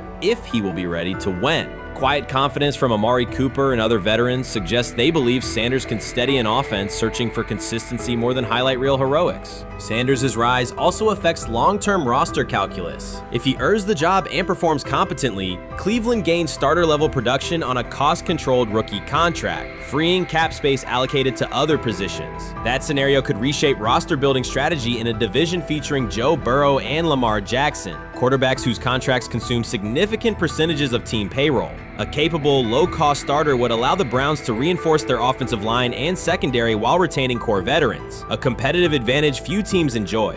For now, the focal point remains daily improvement. Sanders continues to arrive before sunrise, reviewing the previous day's install with the quarterback coach, then staying after practice to throw on-air routes with receivers low on the depth chart. Coaches track those habits closely because consistent routine underpins performance when adversity strikes in live games. Each incremental gain strengthens the argument that readiness depends on preparation and aptitude, not draft slot. Carter's segment reminded the league how quickly assessments can become outdated when they lean on perception over evidence. Sanders' steady climb up the depth chart underscores the counterpoint. In the NFL, tape is the final arbiter. Should Sanders translate practice efficiency to preseason success, the Browns may discover that the solution to their long-standing quarterback riddle arrived quietly in the 5th round, carrying little more than confidence and a willingness to work.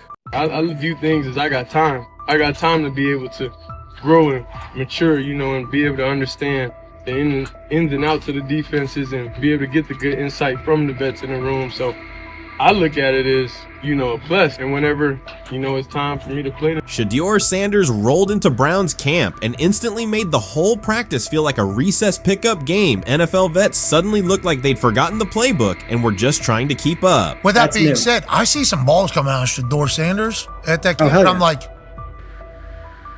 kind of looks like a guy. Yeah, I'm ready. He can sling it. Ready to take. I see him, some of the veterans, how they talk to him, mic'd up, see what he's doing in the community. Talking about Njoku there? Njoku, Mike Napier.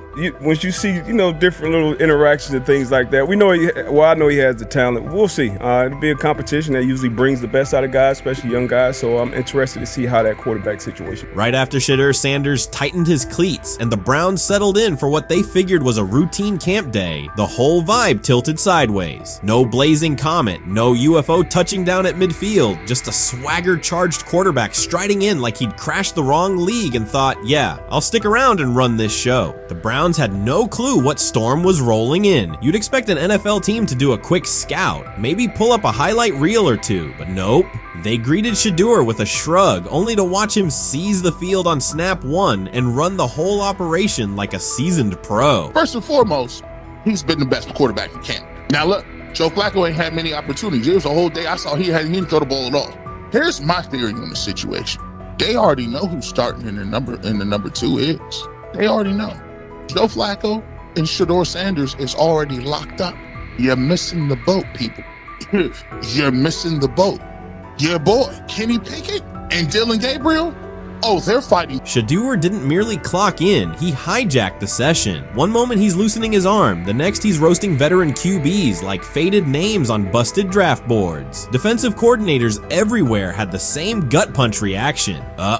His pocket poise, straight disrespectful. His timing, psychic, and every pass left his hand like it was laser guided to its mark. While Shedeur Sanders was slicing up routes, the Browns secondary looked less like an NFL backfield and more like a gaggle of dads sprinting through a Saturday fun run. Big on enthusiasm, short on closing speed. Coaches fought the urge to slam the emergency horn. Players traded wide-eyed, "Are we serious?" stares, and someone even double-checked that a hidden camera crew wasn't about to pop out of the tunnel. But nope, this was pure Shedeur. Half cold-blooded surgeon, half highlight factory. He wasn't dropping a casual "I'm here," he was crafting a masterclass. From the first rep, the tempo changed. Shedeur Sanders accepted the snap with steady footwork, diagnosed the Browns' single high shell, and delivered a tight window seam route that forced the free safety to recover late. Throughout the period, he manipulated leverage with quick shoulder fakes, moved through full field progressions, and released on time from a balanced base, consistently putting the ball on his receiver's upfield shoulder. Cleveland's coverage struggled on multiple fronts. Safeties hesitated between deep half responsibilities and underneath support, creating voids at 15 to 20 yards. Cornerbacks and off-man were caught in trail position when Sanders used rhythm throws on 3-step drops, while those who tried press technique had their inside hand neutralized by his receivers' outside releases. Linebackers widened to match shallow crossers, leaving the middle hook unguarded for pivot routes and option digs. One corner attempted a line of scrimmage jam. Sanders immediately adjusted the route to a back shoulder fade, releasing the ball before the break and rendering the press ineffective. Over the session, he showcased pocket discipline, reclimbing to maintain throwing lanes rather than drifting, and finished with a series of anticipatory throws against cover 2 cloud, fitting vertical outs between the flat and deep half defenders. Sanders' combination of rapid post-snap processing, precise ball placement, and pocket efficiency exposed coverage mismatches at every level and highlighted communication gaps in the Browns secondary. By mid-session, the Browns defensive staff clearly recognized their calls were outmatched. Every adjustment, a roll to cover 6, a simulated pressure, a late rotate to 2 high, was neutralized once Shedeur Sanders confirmed the post-snap picture. Routes that had taken weeks to script were beaten by timing and location. Comeback set at 12 yards broke open before the corner's transition. Slot seam outs dotted the void between the flat and deep half defender, and boundary receivers beat press with quick hand techniques, receiving retrieving the ball before the trail man could recover. Sanders' command was methodical. He used cadence to freeze plug blitzes, re-ID'd the mic when linebackers sugared the A-gaps, and maintained a firm base so he could reset and fire without resetting his feet. His receivers benefited from that rhythm. Top of the stem, eyes back. Ball delivered on their upfield shoulder, allowing immediate transition to YAC. The Browns front tried a late stunt to compress the pocket. Sanders climbed 2 steps, re-spotted the shallow crosser, and delivered in stride, turning a potential sack into a 20-yard gain. What stood out most was how little ramp-up Sanders needed. From his first series, he processed full field concepts at tempo, cycling through progression reads without hitching. The poise under interior pressure, consistency in ball placement, and ability to manipulate zone defenders left the Browns' coordinated disguise packages ineffective and forced them into static coverage by the end of the period.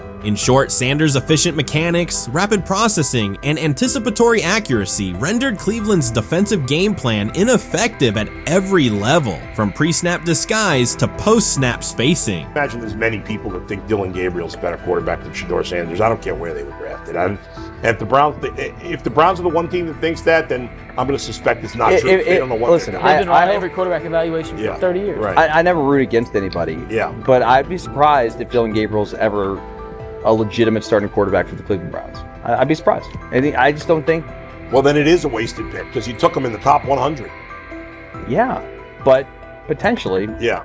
May get away with it because of Shedeur. An edge rusher chirped at Shedeur Sanders between snaps, hoping to shake his rhythm. On the very next play, Sanders answered with a 30-yard laser, a deep dig from the boundary side that split the single high safety and the trailing corner. He hit the top of a 5-step drop, kept a firm base, and delivered on time to the receiver's outside shoulder, turning what should have been a routine rep into a sudden change explosive. From that moment on, every coverage wrinkle the Browns tried, rotating from cover 3 to quarter half, flashing a Tampa 2 shell, mugging both A-gaps, was met with a precise counter. When corners pressed, Sanders adjusted the route to a back shoulder fade. When safeties widened, he checked to a glance post. When linebackers bailed, he found the running back on a delayed option out of the backfield. Even late simulated pressures couldn't move him off his spot. He simply climbed, reset his feet, and fired. As Cleveland's defenders rotated through checks, Sanders manipulated them with cadence and eye discipline. He froze weak side safeties long enough to create intermediate windows, then feathered the ball into those lanes before help could arrive. When the Browns finally dropped 7 and matched every route, Sanders tucked the ball and converted 2 separate 3rd and 6 situations on the ground, reminding everyone that his mobility is as calculated as his arm. By the end of the session, the defensive coordinator's call sheet looked obsolete. Sanders had neutralized blitz looks, exposed spacing issues in zone, and forced the unit into static base coverage just to survive the period. It wasn't a camp drill anymore. It was a clinic on timing, processing speed, and controlled aggression, delivered snap after snap by a quarterback who never needed a warm-up lap to own the field. They never planned on taking him. The problem is, like Ocho Cinco said, you got somebody that has endeared himself to the locker room. And guess what? The difference between him and Tim Tebow, the biggest one, is he can play. He can throw the ball. Tim Tebow running around being an H-back, he can throw the ball. And he's done everything he needs to do. He ain't saying nothing. He ain't rocking the boat. He ain't mad about the reps. He ain't mad about none of that. All the people out there want to see is this, like Tyler said earlier. We want to see what he can do with Jerry Jeudy. That's it. I want to see what he can do with David Njoku. I want to see him with Junkins. I want to see him with the first running backs. If you are cooking, if you are beating down the doors with the 3s and 4s, guess what? You deserve more. From the first team period on, Cleveland's secondary looked a step slow. A deep third safety hesitated on a post-snap rotation, leaving Shedeur Sanders free to climb the pocket and fire a 22-yard out that arrived before the defender could plant and drive. The supporting cast around him, players fighting for roster spots, not Pro Bowl invites, benefited from his command. Sanders used tempo to control the defensive front, altered protections at the line, and located throwing lanes so quickly that one receiver didn't register the catch until he crossed the goal line. As the Browns tried new personnel groups, coverage busts multiplied. Starters slipped out for hamstring stretches while rookies rotated in, only to find the ball arriving on their blind side before they'd completed a midpoint squeeze. On a later 3rd and long, Cleveland finally closed the interior rush lanes, compressing the pocket with 3 defenders. Sanders pivoted through the traffic, stepped into a narrow escape window, and without resetting his shoulders, whipped a no-look pass to the boundary curl for a fresh set of downs. The throw turned a potential sack into an explosive play and left the coaching staff scrambling for answers. The people who are fascinated by Shedeur for whatever reason, whether it's his play, I guess last year was kind of fun. If you're just like a guy who grew up like loving Deion Sanders and passed that love on down to your kids, I can see why you're like that. The one thing I will give them is you're looking at this quarterback room. If you're a fan of Shedeur and say, why can't he go beat Dylan Gabriel or Joe Flacco or Kenny Pickett? So I do understand that part of it, right? Because why not? Why couldn't he be a Brown starter in October or November? That looks like a quarterback room where everyone will get a chance to start. When he led college football in completion percentage and he threw almost 40 touchdowns for over 4,000 yards, how tall was he? Because they make it seem like he shrunk all of a sudden, RC. Oh, how lively was his arm? Because all I know is somebody did that. Somebody threw for over 4,000 yards, somebody threw for almost 40 touchdowns, and somebody led college football in completion percentage. Now, I'm trying to figure out, what I try to figure out all the time, Mel, is how a guy that hadn't played football in almost 5 months. Shannon Sharpe has publicly defended Shedeur Sanders and criticized those questioning him. Sanders has earned higher recognition and some fans are responding negatively. Although there's debate about whether he belongs on a second team list, Sharpe maintains that Sanders' career is clearly ascending. Reactions on social media are mixed. Some users are angry, others are surprised, and a few say they anticipated this result. The conversation remains active. When reports confirmed that Shedeur Sanders had been elevated from second team to near top tier status, Shannon Sharpe issued an emphatic response. He delivered a detailed rebuttal to critics, underscoring why Sanders deserved the promotion and directly challenging those who doubted the decision. I don't think that he was underprepared during these meetings. I don't believe any of these stories that he showed up arrogant and that he was bombing his interviews. I mean, you watch the film, he's on time, he's on point. You watch his interviews, he answers like a 10-year NFL veteran. Like, he's clearly dominating OTAs. It's every single day there's a new report of how well he's doing for the Browns in OTAs. And I mean, you can say what you want, it's just OTAs. Okay, if that's your new narrative, then he's doing exactly what he needs to be doing. He's on point, he's on time, he's getting the respect of his teammates, and he's making plays. So we're gonna see years down the line, something's gonna come out that I don't know what exactly it was, but something will come out. Critics have been waiting for an opportunity to dismiss Sanders. They labeled him overrated, accused him of benefiting from nepotism, and claimed his profile came only from his last name and polished image. Within their own echo chamber, they cited every game in which he fell short of huge passing numbers as validation of their doubts. Since Sanders has begun receiving formal recognition, criticism has escalated. A wave of self-appointed analysts is dissecting his throwing mechanics and team role, and many online commentators now argue that his promotion reflects deeper problems within the sport. Shannon Sharpe rejected each criticism directed at Shedeur Sanders. During the broadcast, he turned a routine segment into a detailed examination, acting as presenter, interrogator, and fact-checker. Sharpe walked viewers through game film, season statistics, and scouting reports to show why Sanders merited his recent promotion. Whenever a panelist claimed Sanders had not earned the role, Sharpe countered with completion percentages, efficiency ratings under pressure, and documented late-game drives that changed outcomes. He stressed that the backlash was driven less by on-field evidence and more by reluctance to revise earlier opinions. Sharpe argued that critics were upset not because Sanders lacked qualifications, but because his progress contradicted their initial narrative. By the end of the discussion, Sharpe had moved past simple defense and reframed Sanders as a clear example of performance-based advancement, demonstrating that early predictions can be wrong. Never heard of no Dylan Gabriel or Tyler Shock. What the hell is that? So how is Shedeur Sanders going behind them? I'll tell you how. Collusion. 4 different times they passed on him. How the hell does that happen? 4 rounds. It doesn't happen to a quarterback. We've never seen anything like this before.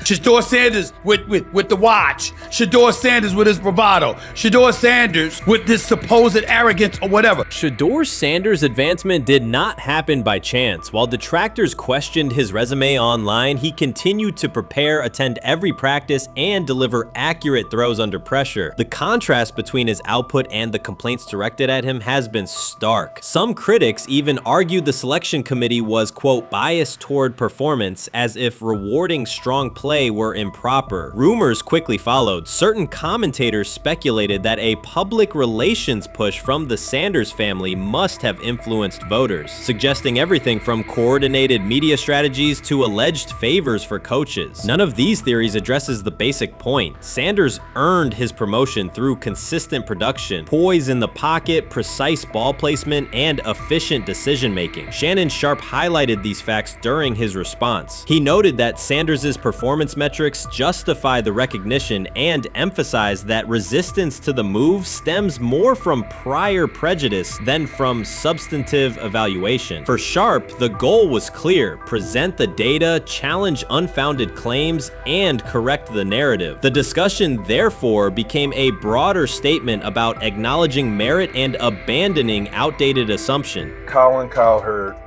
defend college basketball coaches who have gotten a DUI, come to their defense and say they didn't need to be fired, that they deserve a second chance.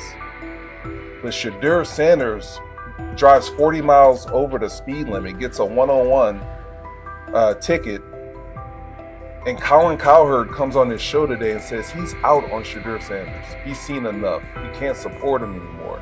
He can't be in the Shedeur Sanders camp because of the speeding ticket. Shannon Sharpe addressed commentators who portray constant doubt as expertise. Those who discount strong performances with "we'll see" but declare bust after a single mistake. He noted their belief that progress only counts if an athlete visibly struggles. Sharpe's response was methodical rather than emotional. He presented evidence, cited statistics, and calmly refuted each claim. Following his remarks, several critics began revising or deleting earlier posts, recasting themselves as longtime supporters of Shedeur Sanders despite having questioned him for months. Sharpe insists on accountability, naming specific individuals and dates while requesting public acknowledgement of prior errors. He argues that analysts cannot spend months undermining a player's potential and then quietly adopt a supportive stance once the athlete succeeds. These are serious, big-time, top-of-the-line playmakers that they have. If you can go 45-42 in the fourth quarter because your quarterback set the school record with 510 yards passing.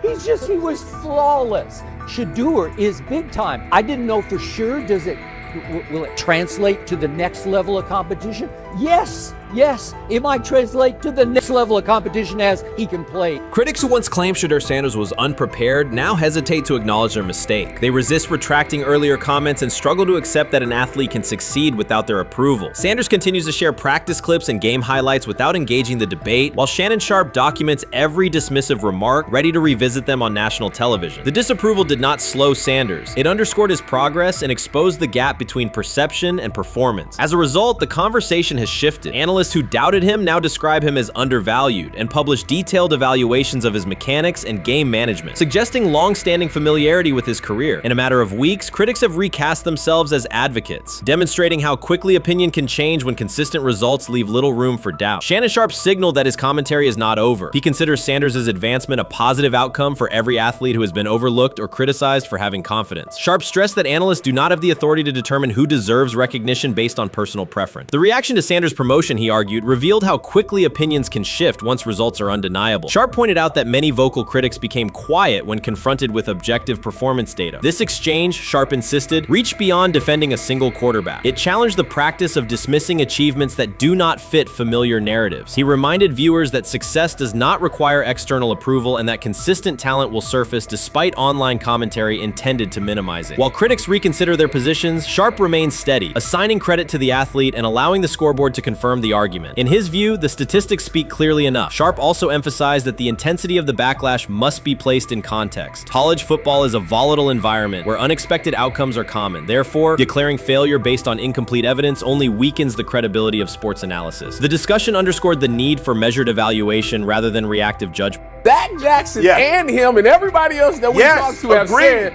that Shedeur looks good. He looks really good. He looks better. And we got Zach that say Dylan Gabriel ain't even an NFL quarterback. It's true. So how is it that this man can't get a rep with the ones, but that non-NFL quarterback can? We all what agree with sense that. does that make? Some observers now claim that recognizing Shedeur Sanders' strong performance undermines football's traditional standards, even though they previously argued he received coverage only because of his father. Faced with Sanders' current statistics, those critics are searching for explanations that fit their earlier narrative. The data have always been clear. Their earlier objections ignored that fact. Shannon Sharpe is openly highlighting this reversal, comparing past negative remarks with Sanders' recent 400-yard games to demonstrate the gap between criticism and evidence. Sharpe did not force these commentators to backtrack. He simply displayed their earlier claims alongside Sanders' results, allowing the contrast to speak for itself. So the Shedeur Sanders, I want to talk about this. So here's a prime example. Shedeur Sanders, they had 3-day mini camp for the Cleveland Browns. And Now, Jimmy Haslam actually has some money. The Bengals owners and the Rooneys are near the bottom of the league in net worth.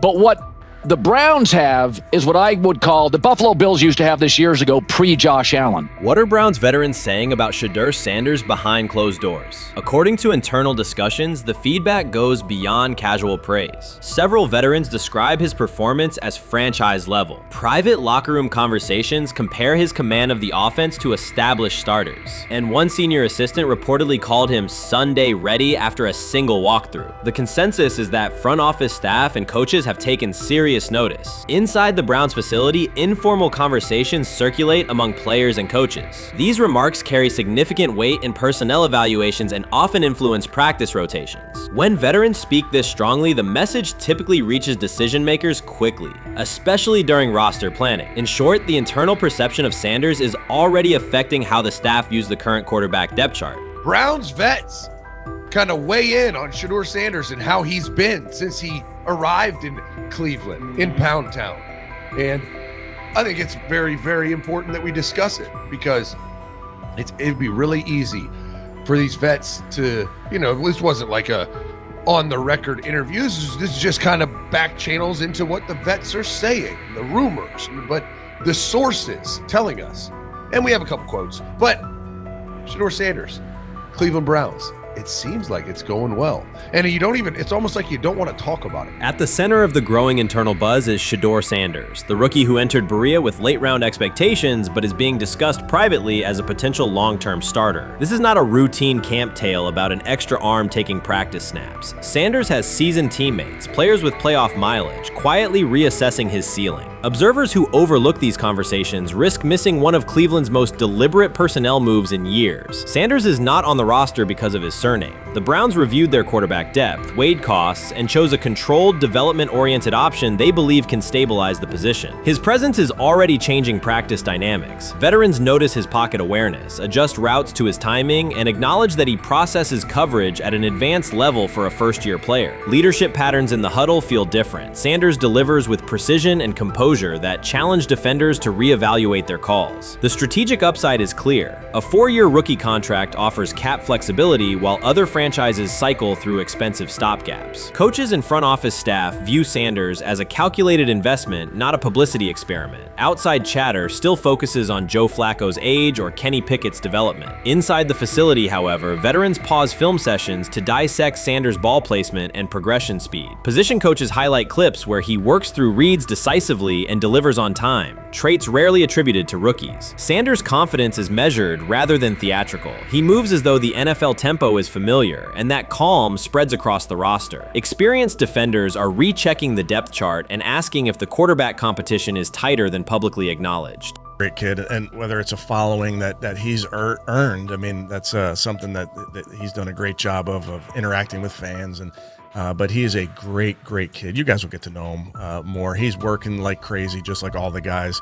He's another young man. These rookies, my office is downstairs. As they got to walk by my office as they come in. They come in early.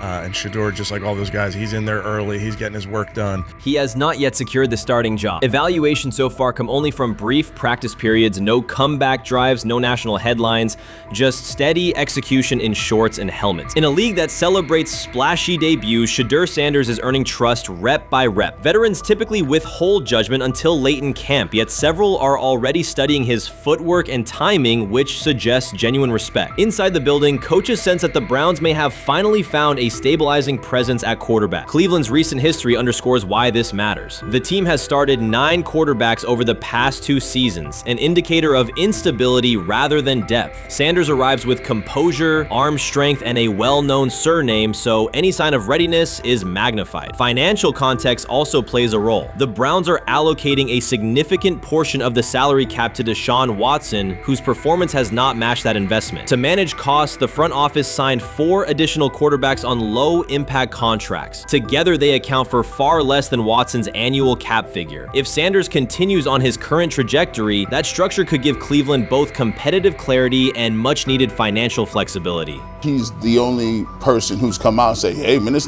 dude look kind of good, man. Let me tell you what I heard. A lot of people reaching out to players in the locker room and stuff. To me, I think this is it's a red herring. like, I'm supposed to suspend myself to disbelief that he was going to look bad. I've never expected him to look bad to start with. The 5th round quarterback stuff, that's involving perceptions, pre-draft analysis, and other teams. Cleveland's veterans have endured every kind of quarterback turmoil, poor reads, major injuries, shaken confidence, and sideline disputes. When a young quarterback like Shedeur Sanders steps in and appears composed rather than overwhelmed, people notice. The attention comes not just from coaches and reporters, but from the linemen and defensive leaders who have watched previous backups struggle. They are not exchanging doubts, they are sharing nods of approval. Sanders demonstrates instinctive pocket awareness, reliable accuracy, and steady poise, qualities that quickly circulate through team conversations. After years of instability under center, the Browns need someone who can remain calm and effective deep into the season. Although expectations have fallen over time, genuine interest is growing. Praise is coming from teammates who rarely commend anyone unless his performance demands it. Urban Meyer's roster history underscores the absurdity. Meyer coached Aaron Hernandez, whose off-field crimes are well documented, along with other players entangled in assaults, academic misconduct, and more. Yet Finebaum singled out Newton,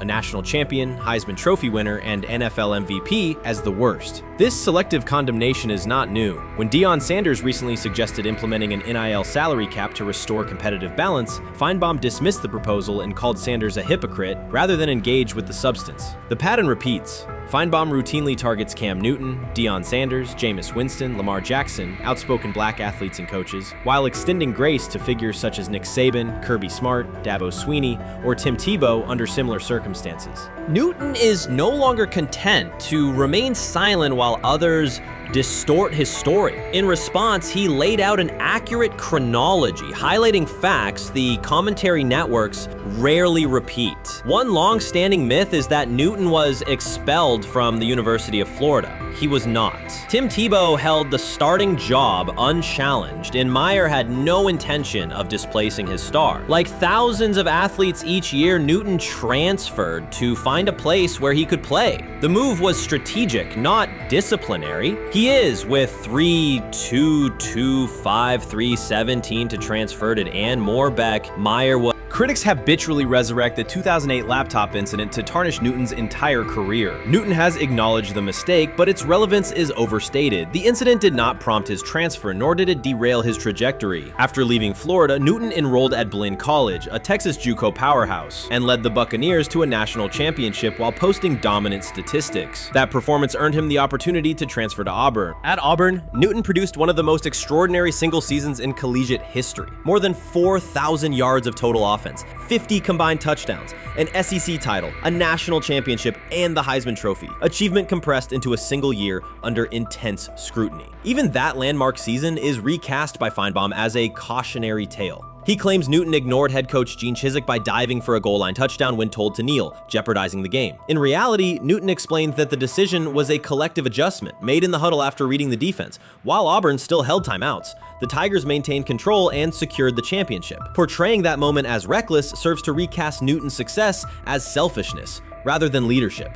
Finebaum's approach to Sanders reflects the same dynamic. When Sanders urged a structured NIL ceiling to protect athletes and stabilize rosters, Finebaum immediately labeled him hypocritical. Yet when Saban or Swinney voice identical concerns, Finebaum frames them as thoughtful guardians of the sport. The inconsistency reveals that the determining factor is not the argument but the identity of the speaker. Unapologetic black leaders who control their narratives, challenge entrenched hierarchies, and Finebaum's commentary often functions as a check on that influence.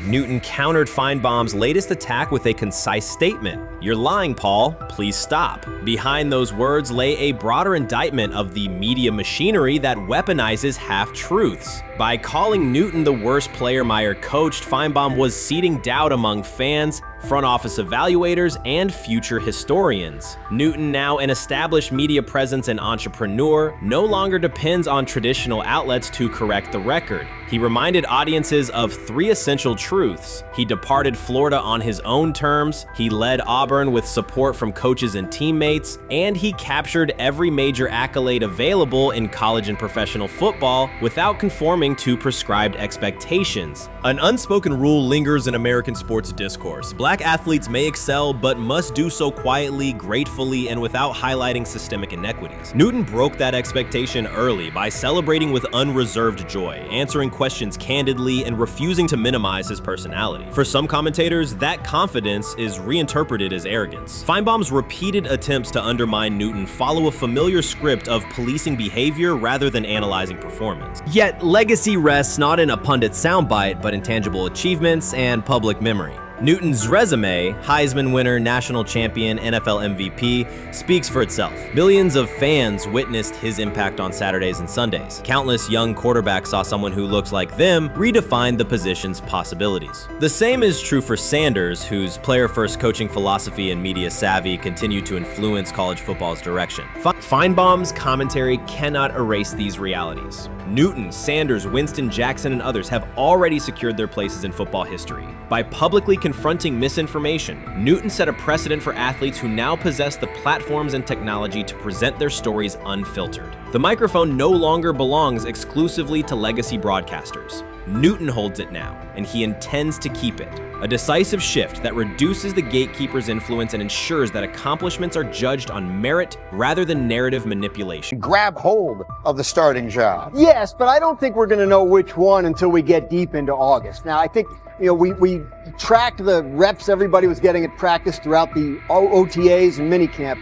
But when you talk to people there, they just want to make sure everybody got what they needed. And that, Kenny Pickett, we find out if he has the goods to be the starter. Joe Flacco, they back him off a little bit. He's 40. He may not need as much. The rookies, Shedeur Sanders and Dillon Gabriel, what do they need to learn to make the transition from the college game to the pro game? That's what the spring was about for the Browns quarterbacks. Now, Shedeur Sanders has moved from social media celebrity to on-field standout, and ESPN now lists him among its first-team candidates. Reactions are split. Some fans are impressed while others are skeptical. Whether this reflects Deion Sanders' long-term strategy or simply Shedeur's rapid development, the story is drawing widespread attention. Here's a look at what led to this moment. They never planned on taking him. The problem is, like Ocho Cinco said, you got somebody that has endeared himself to the locker room. And guess what? The difference between him and Tim Tebow, the biggest one, is he can play. He can throw the ball. Tim Tebow running around being an H-back. He can throw the ball. And he's done everything he needs to do. He ain't saying nothing. He ain't rocking the boat. He ain't mad about the reps. He ain't mad about none of that. All the people out there want to see is this, like Tyvis said earlier. We want to see what he can do with Jerry Jeudy. Online reactions are sharply divided. Some fans strongly support Sanders, while others argue he is overrated. Traditional analysts cite statistics and claim his recognition comes mainly from his father's name. Sanders supporters are actively celebrating his rise and already predicting a future NFL career. Sports media outlets have made his candidacy a central topic of debate. The discussion now extends beyond statistics and victories to include his marketability, public image, and on-field presence. Sorry, is Shedeur Sanders going to get a chance to win this job? Do you believe he gets a legit shot to win this job? Listen, I think, first of all, the action's going to really start in training camp. Like, forget all the OTA stuff. You don't win a job in OTA. The real action starts in training camp. And just like Shedeur said, during the mini camp, when it's time to take your reps, you got to make the most of it. Because I think early on, there's going to be a lot. Remember, Joe Flacco didn't hardly practice in OTAs and mini camps because they were giving the young guys. Right. So when he gets his opportunity, he's going to have to make the most of it. Analysts are closely reviewing game footage to evaluate Sanders' decisions and mechanics, while others examine his social media activity to see how he balances content creation with quarterback duty. Shedeur Sanders' placement on ESPN's early first-team list has taken over the college football conversation. Supporters circulate his highlights and argue that his on-field production and leadership justify the honor. Skeptics claim the recognition relies too heavily on his family name and question whether his resume is strong enough for first-team status. Analysts are rewatching game footage to assess his reads, accuracy, and pocket presence, while others examine how he balances a high-profile social media presence with quarterback responsibilities. The debate has pushed other storylines, such as conference realignment and NIL issues, into the background, leaving fans and commentators focused on Sanders' performance, marketability, and overall impact on the sport. I'll keep saying it. I believe Shedeur Sanders should play more games than any other quarterback on this roster this year, because he's the only guy that I look at and say, they might have something here, because I'm telling you right now, they left night one of the draft saying we are taking our quarterback next year. So it's on Shedeur or Dylan or Kenny, probably not Joe, to change their mind. To change their mind. But you got to find out. You've got to find out. Opinions differ on whether Sanders is benefiting from his family name or simply showing real progress, but the attention is undeniable. Social media is flooded with edited images elevating him to legendary status. Critics argue the first-team nod is driven by hype and marketability, while supporters point to his flashes of strong arm talent, field vision, and decision-making. Regardless of motive, the announcement has dominated the football news cycle and intensified debate over how much of his rise is performance-based versus media-driven. Highlight reels rarely show Sanders' turnovers, late-game mistakes, or inconsistent stretches. Being named to a first-team watch list suggests sustained dominance, something Sanders has displayed only in flashes. His selection appears driven as much by brand recognition and media appeal as by performance. ESPN's decision has intensified debate. Data-driven critics post statistics that question his resume, while passionate supporters predict awards and future NFL success. Commentators recall a time when first-team consideration required years of proven excellence. Yet many fans already see the announcement as confirmation that Sanders is on track for major college football honors. Shedeur Sanders has earned first-team reps when training camp commences later in July. I'm not saying like he's the first guy up when you do 11 on 11s, day 1, 2, 3, 4, 5 at training camp. I'm not necessarily saying that. But he's the one quarterback that we didn't get a chance to see take reps with the ones. But I think Shedeur has a chance to like make this conversation interesting if he gets those reps with the ones and he has the same success that he did with the 2s, the 3s, and the 4s. I have confidence he can show you something, but I got to see it. We all got to see it before we can actually judge that. Some believe Deion Sanders is already preparing for an award ceremony, while others are furious, threatening to protest ESPN's credibility over Shedeur's first-team mention. Critics argue that honoring Sanders without a full season of elite play undermines college football standards. Supporters insist his performance and profile justify the recognition. The debate reflects a broader clash between traditional merit-based evaluation and modern brand-driven visibility. In today's landscape, first-team consideration is no longer only about statistics. It also involves marketability and audience engagement. Whether welcomed or rejected, Sanders commands attention and embodies the sport's shift toward both performance and personal brand.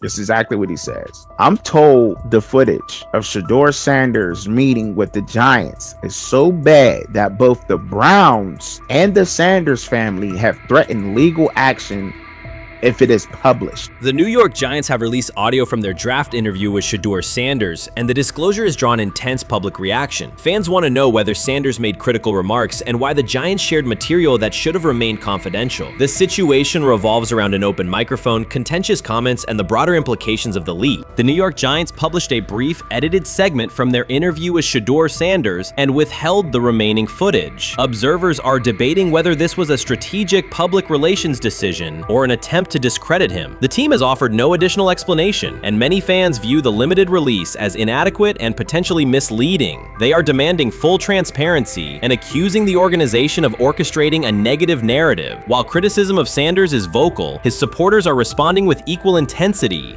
There was another team that he sat down with. What do you mean it didn't go well after that? So, he was pissed that they did that to him. They did that to him. He counter-confronted the them. same thing they do to every other quarterback prospect. They did that to him. They slide in a mistake to see if you catch it. Right.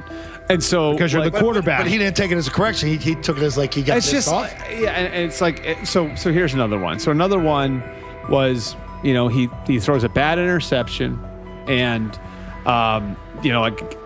it was a deep throw early in the game, and he comes back and they go in the meeting, they show the interception. The Giants have released only a brief excerpt of the interview and are refusing to share the rest. Their decision has drawn criticism across TikTok, X, and Facebook, where many see it as a poorly handled public relations move. Fans are calling for the full recording to be published so the situation can be judged in its entirety. The GM is on film that the son, they asked the son last draft, who you think I should pick? His son you need to get the Jaden Daniels, big.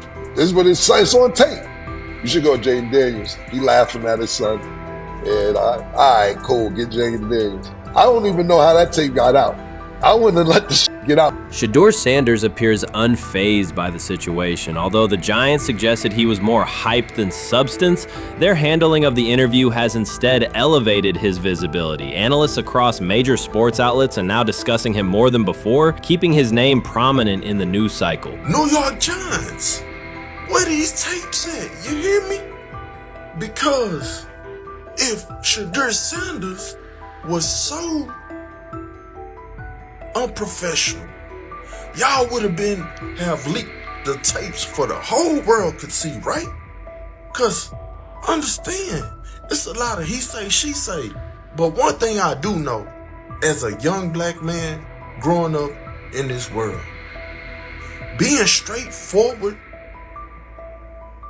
and not sugarcoat anything. The Giants' PR team appears to reject Sanders' family connection outright, a decision many view as unprofessional and lacking nuance. Internal discussions seem to have dismissed quarterbacks with prominent relatives as poor fits for the organization, revealing limited awareness of public perception. The response was swift. A single edited clip ignited widespread debate on social media, with fans asking why essential segments were held back and what the team might be hiding. Critics argue that if the full interview contains nothing damaging, the club should release it in its entirety. Online discussion intensified immediately and continues to gain momentum. What they do during the film and the combine and the meetings is teams will install mistakes intentionally planted in the install, and they want you to catch them. Shedeur didn't, and when a coach called him out, once again, it didn't sit well.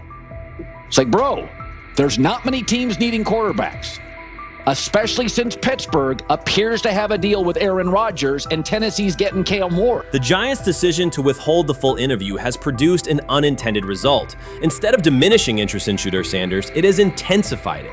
Media outlets and analysts are now examining every on-field rep, press comment, and public appearance as evidence of how he conducts himself under scrutiny. Each throw, adjustment, and answer is tracked and evaluated against league standards, reinforcing the view that he remains composed and professional. Many fans contend that the organization has misrepresented Sanders and suggest the issue may stem from the Giants' view of his father, DEION Sanders.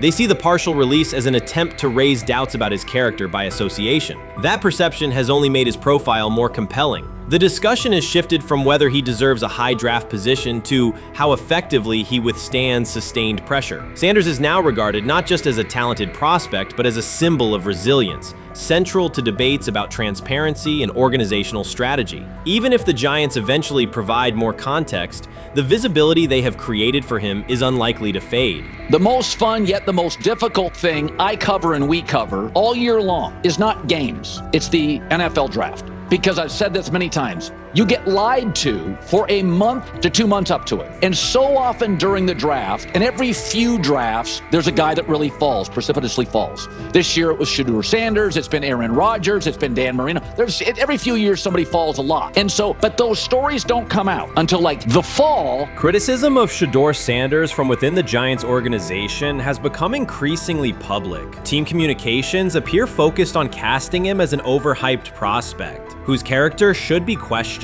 a narrative that seems aimed at shaping opinion rather than assessing performance. Yet each selective release or negative remark has instead amplified attention on Sanders and elevated his reputation. Efforts to confine him to a narrow, unfavorable image continue to produce the opposite effect, reinforcing his position as an underdog who endures external pressure. The debate has shifted from football analysis to broader concerns about narrative control and transparency. Fans, reporters, and online communities are still urging the Giants to publish the full interview, arguing that only complete context can resolve speculation. The organization's refusal to comply has intensified scrutiny and led many observers to conclude that the team underestimated public reaction and now faces questions it could have avoided with full disclosure. The tapes, the New York Giants have the tape. They definitely have the tape. It's confirmation that they had the tape. Shedeur didn't do nothing. It's what they saying he did. I'm gonna tell you what these mixed reaction right here. So we already know about the New York Giants, but the Pittsburgh Steelers head coach Mike Tomlin reported admired Sanders' talent, but hesitated to draft him due to previous challenges with quarterbacks like Russell Wilson and Justin Fields, leading to more cautious approach.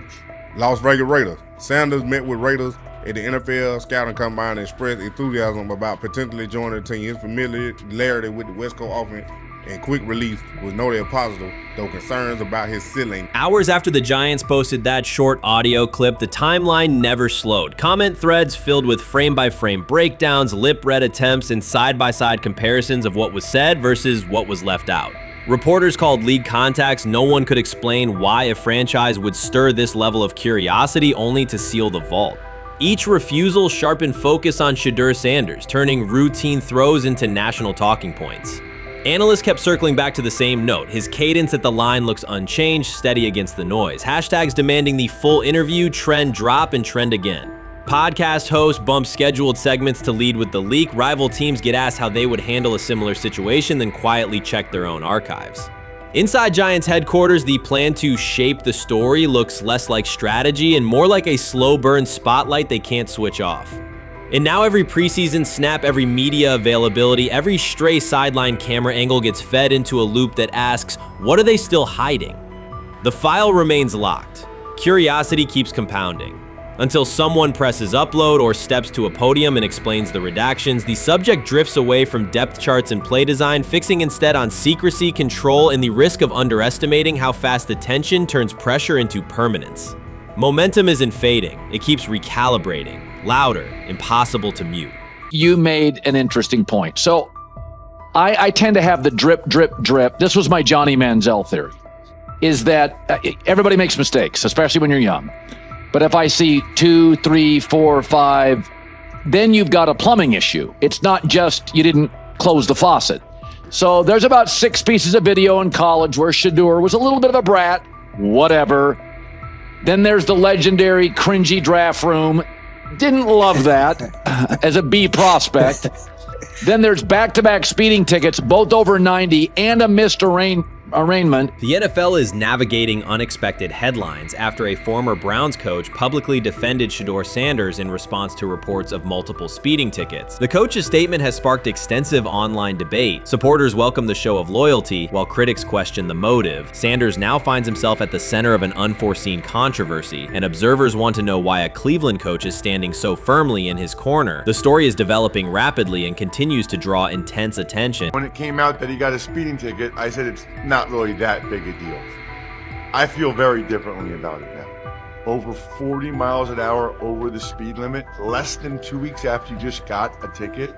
I don't know if that's entitlement or immaturity. There's got to be some teams that are feeling very good right now that they didn't draft him. Observers are focusing on Shedeur Sanders' recent speeding ticket, treating the violation as a measure of his character and sidelining his athletic, academic, and philanthropic accomplishments. The incident, driving 15 miles per hour over the limit in a borrowed Lamborghini, has drawn sharp criticism. In response, a former Cleveland Browns coach has taken the opportunity to comment, even though the franchise is widely viewed as unstable due to its frequent coaching changes and limited on-field success. By defending Sanders, he presents himself as an authority on discipline and leadership. The statement, coming from an organization seldom praised for stability, has nonetheless attracted considerable attention across the league.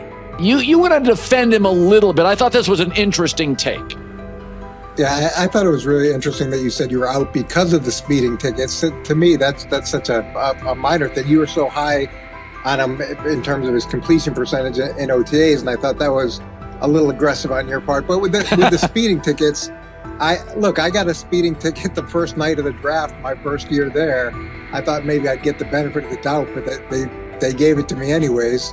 As soon as the former Browns coach defended Shedeur Sanders, social media erupted with commentary, resembling the volume of draft night coverage. Posts and opinions appeared within minutes, and criticism escalated rapidly. Detractors amplified Sanders' minor speeding violation, while supporters argued that such reactions were disproportionate to a single traffic citation. Shedeur Sanders received 2 speeding citations, and the minor traffic issue quickly drew national attention. Before considering the former Browns coach's response, it is useful to clarify the facts. Sanders, son of Pro Football Hall of Famer DEION Sanders and a current college quarterback, was twice ticketed for exceeding the limit while driving a high-performance vehicle. Commentary on social media escalated rapidly, with critics framing the incident as a significant character concern, even as the league has historically tolerated far more serious legal transgressions. Stepping into the debate, a former Cleveland Browns coach, best known for a tenure filled with losses and contested decisions, issued a strong public defense. He argued that 2 speeding tickets should not define Sanders' reputation or overshadow his on-field talent and community work, urging a balanced assessment of the player's actions. I don't love it from a 5th-round draft pick. I don't love that it happened multiple times. But I do think that this is the first time he's been away from his dad. And, you know, there's going to be some growing pains. Now, would I sell my stock on it like you are? Not because of a couple speeding tickets, especially in light of the problems that Brown's quarterback room has had to deal with legally in the last few years. I mean, this is nothing. The debate quickly shifted from 2 speeding citations to broader claims about integrity, growth, and leadership. The former Browns coach framed the infractions as moments for personal development and urged observers to view them in context. Critics responded forcefully. Some called for disciplinary action, others questioned DEION Sanders' parenting, and a few sought to discredit the coach himself, despite his professional record already being widely analyzed across the league. The reaction underscores an apparent inconsistency in public standards. Fans often overlook on-field confrontations, heated sideline arguments, and other significant controversies, yet they treated Sanders' routine traffic offenses, speeding without evidence of reckless endangerment, as indicators of serious character flaws. If such minor violations were adopted as the primary measure of morality in professional football, many players would face similar criticism.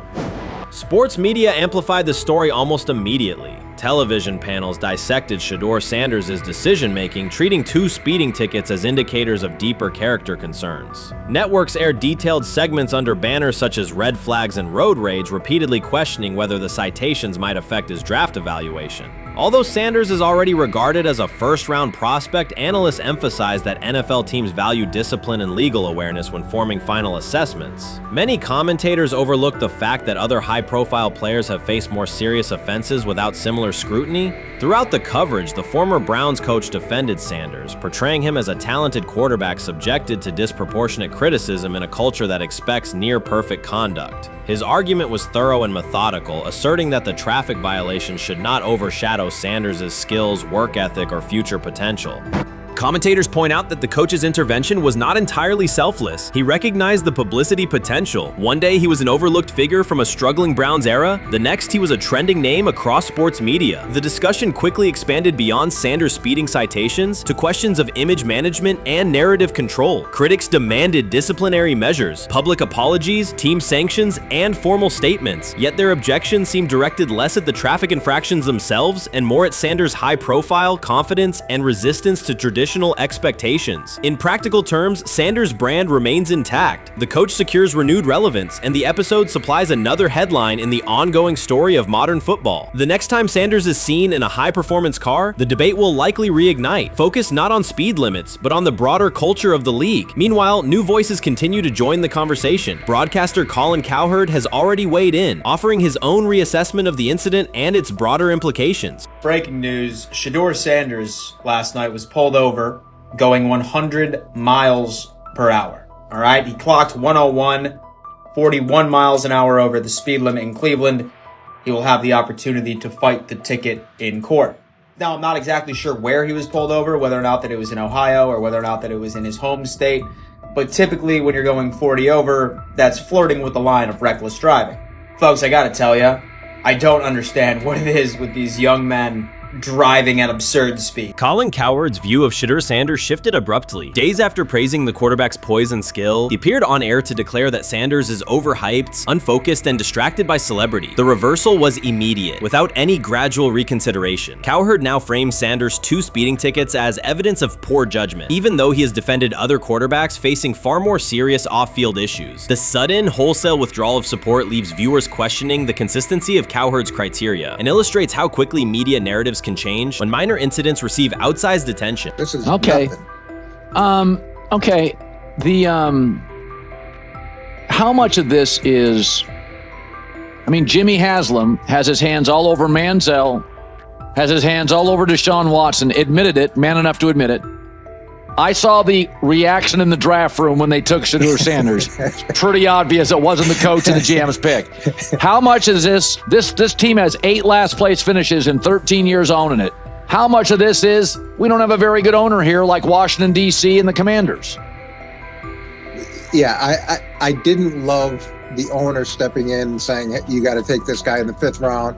And I doubt they'll ever admit to it. While Colin Cowherd urged teams to move on from Shedeur Sanders, former Browns coach Eric Mangini offered a more measured response. Mangini, whose tenure in Cleveland was marked by mixed results, used his platform to provide context rather than condemnation. Instead of sensationalizing the speeding violations, he encouraged viewers to consider Sanders' circumstances. A 21-year-old quarterback whose life is scrutinized both on and off the field. Mangini acknowledged that the tickets were mistakes, but emphasized that they do not by themselves define Sanders' character or future. He noted the extraordinary attention athletes received today, combining the responsibilities of quarterback, public figure, and social media presence. Under such pressure, missteps are magnified, and criticism multiplies quickly. Mangini concluded that any evaluation of Sanders should weigh the totality of his behavior, performance, and growth, rather than isolate 2 traffic citations as decisive evidence of poor judgment. He lied to us all when he said that this was going to be an open competition, a 4-man open competition when it comes to the QB situation up there in Cleveland, in which, from the looks of it, all we've seen it be was a 3-man race. The only people that has been getting reps in with the first team or with the veterans are Joe Flacco, Kenny Pickett, and Dylan Gabriel.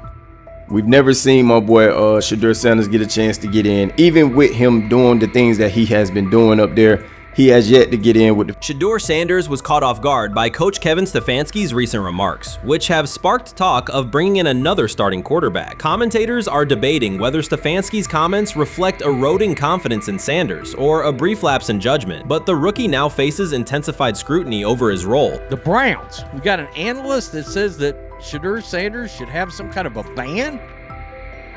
Banishment of some kind? Come again? Say what? For what? And we've got, this would be more troubling. If I'm a Browns fan, and this is where we're going to start, potential dissension in the ranks of the front office and the coach. And over what? Quarterback. When a program's headline quarterback suddenly becomes the subject of sideline murmurs and quiet searches for replacements, the situation is unmistakable. It's a breach of trust. Shedeur Sanders, the passer who put Colorado back in national conversations with his production and profile, has just received a clear message that his job security is in question. Coach Kevin, the assistant previously considered to be in Sanders' corner, made remarks that ignited speculation about changing quarterbacks. Fans, analysts, and even Deion Sanders are now reassessing the team's unity and its true plan for the position. The comment was no accident. It was a deliberate signal that the staff may soon elevate a backup. For perspective, Shedeur Sanders did not step into ideal conditions last season. He was sacked so often that Colorado could have dedicated a locker to every opposing edge rusher who reached him. Could I possibly go to bat for Kevin Stefanski as a great head coach? No, I couldn't. Could you go at bat against him, saying he's a horrible head coach? No, I can't. I think that's why we fall in the middle. I think that's why in a lot of these discussions, and that's why a lot of the rankings, you see him right now in that 15 to 20 range, somewhere in that middle pack of NFL head coaches. I've said earlier, Kevin Stefanski has already been given more head coaches than any coach I've ever seen in Cleveland. Starting with the decision to move on from Baker and him clearly still having another level to get to in Tampa. Last season, Shedeur Sanders often had to operate behind an offensive line that provided minimal protection, yet he still delivered precise throws and critical drives. At times, he seemed to be carrying a struggling roster almost on his own. Despite the constant pressure, he never complained, never threatened to transfer, and never acted entitled. He remained with Colorado because he trusted the program, trusted his father, and believed in the team's larger mission. That loyalty is why Coach Kevin Stefanski's recent statement that the quarterback competition is wide open struck so sharply. The remark implies that Sanders' starting role is insecure, as though the player who absorbed countless hits while holding the offense together is simply another name competing with walk-ons and first-year athletes who are still learning the cadence. This goes beyond ordinary coach language about fostering competition. It introduces genuine uncertainty about the staff's confidence in Sanders and invites speculation that Colorado is actively assessing outside options options through the transfer portal. By characterizing the position as vacant, Stefanski has planted seeds of doubt that could quickly evolve into rumors and undermine the stability of the locker room. I'm sorry, but when it comes to quarterback, I'm going to defer to my head coach, generally speaking, especially one with Stefanski's track record and how he's viewed across the league. So this is interesting because it tells you Kevin Stefanski's not a Shedeur Sanders guy. And it also tells us who made these picks. Exactly. The Cleveland Browns made a rather awkward decision in the NFL draft, opting to take quarterback Dillon Gabriel in the 3rd round well before he was expected to fly off the board. Then 2 rounds later, the Browns took fellow quarterback Shedeur Sanders. So what exactly is going on? Discussion has begun about whether Colorado is actively evaluating another quarterback and preparing for life after Shedeur Sanders.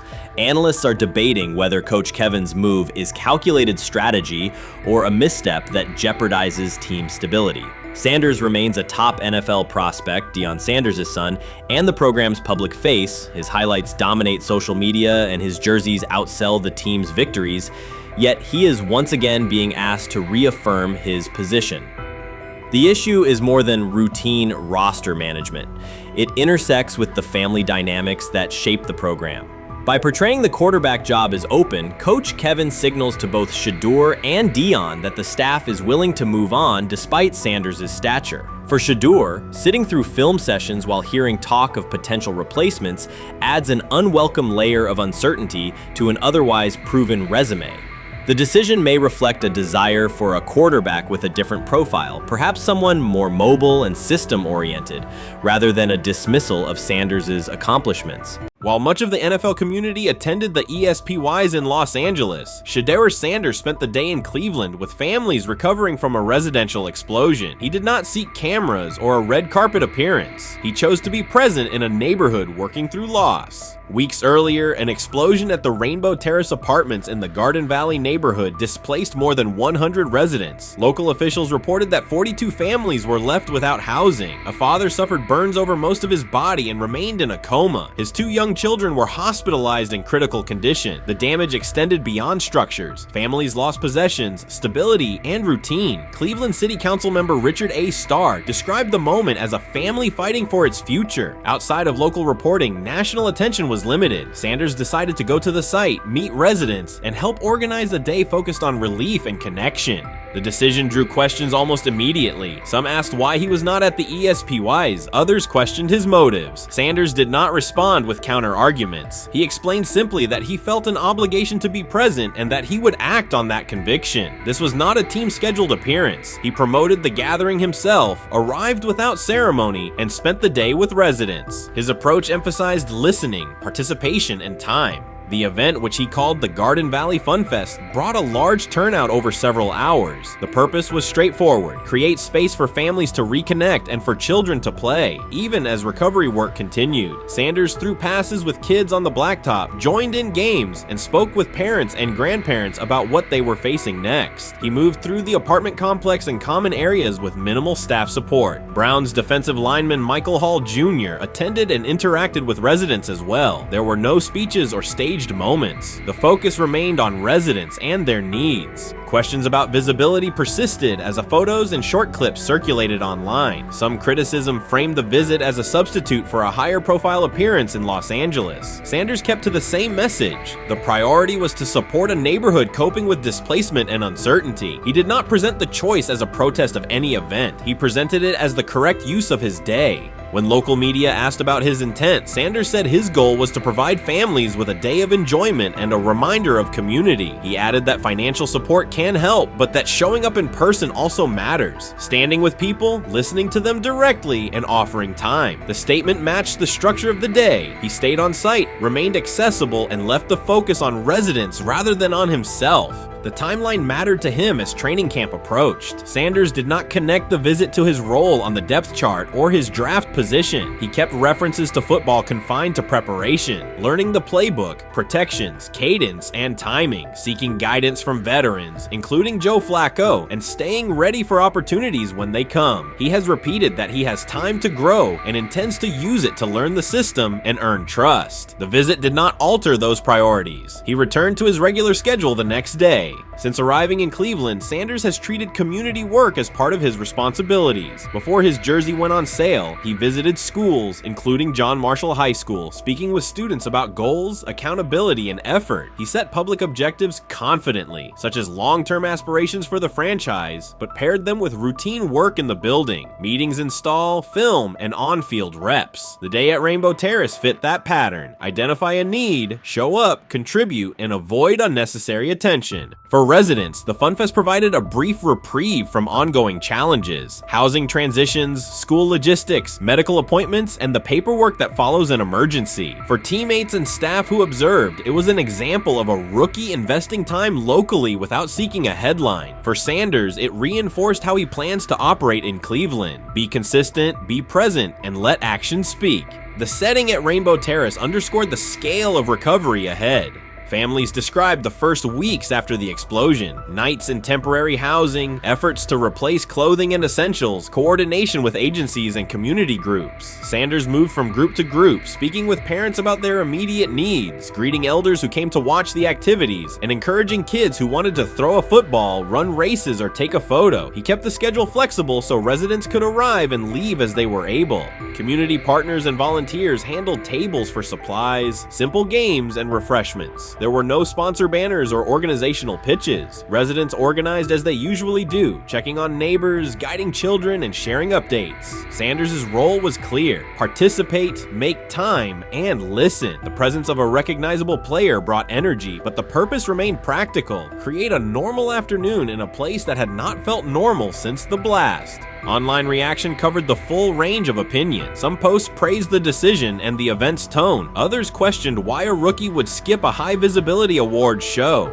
Sanders did not try to manage that conversation. He maintained the same explanation. He chose to spend the day where he believed he could be useful, and then he returned to his football schedule. The approach was consistent with how he addresses other topics: answer directly and move on to the next task. The same measured approach appears in his preparation for camp. Sanders has not asked for public guarantees about reps. He has focused on install recall, cadence, and protection IDs, route timing, and situational work. He has sought input from veterans, thanked teammates who have provided guidance, and spent time with receivers and linemen to align on communication. Coaches have emphasized that the quarterback competition is a process, and Sanders has accepted that framework. His emphasis remains on readiness. None of this overshadows the experience and resumes of other players on the roster. It does provide a clearer picture of how Sanders operates as a professional. He separates off-field actions from promotional efforts. He keeps football preparation focused on what he can control. He communicates with teammates across position groups so that timing and expectations are shared. He does not try to steer attention in his favor. He tries to make steady progress. The day in Garden Valley was one example. He arrived without a speech, stayed for hours, and left without an announcement. He did not ask for recognition, he offered time. Residents responded in kind. Kids lined up for catches and races. Parents and grandparents asked about camp and wished him well, and neighbors coordinated rides and schedules around the event. The atmosphere felt like a neighborhood gathering, not a media production. Local leaders who were present or who spoke later emphasized that recovery will take months. Families will continue to navigate housing, healthcare, and daily logistics. Events like the Funfest do not resolve those issues, but they help sustain community connections and morale. Sanders' contribution was to create a space for that to happen and to treat the day with the same seriousness he applies to practice, plan, execute, and keep the focus where it belongs. As the preseason approaches, Sanders will continue to compete for opportunities on the field. He has said he will be prepared when called upon, and that he understands the importance of mastering details before focusing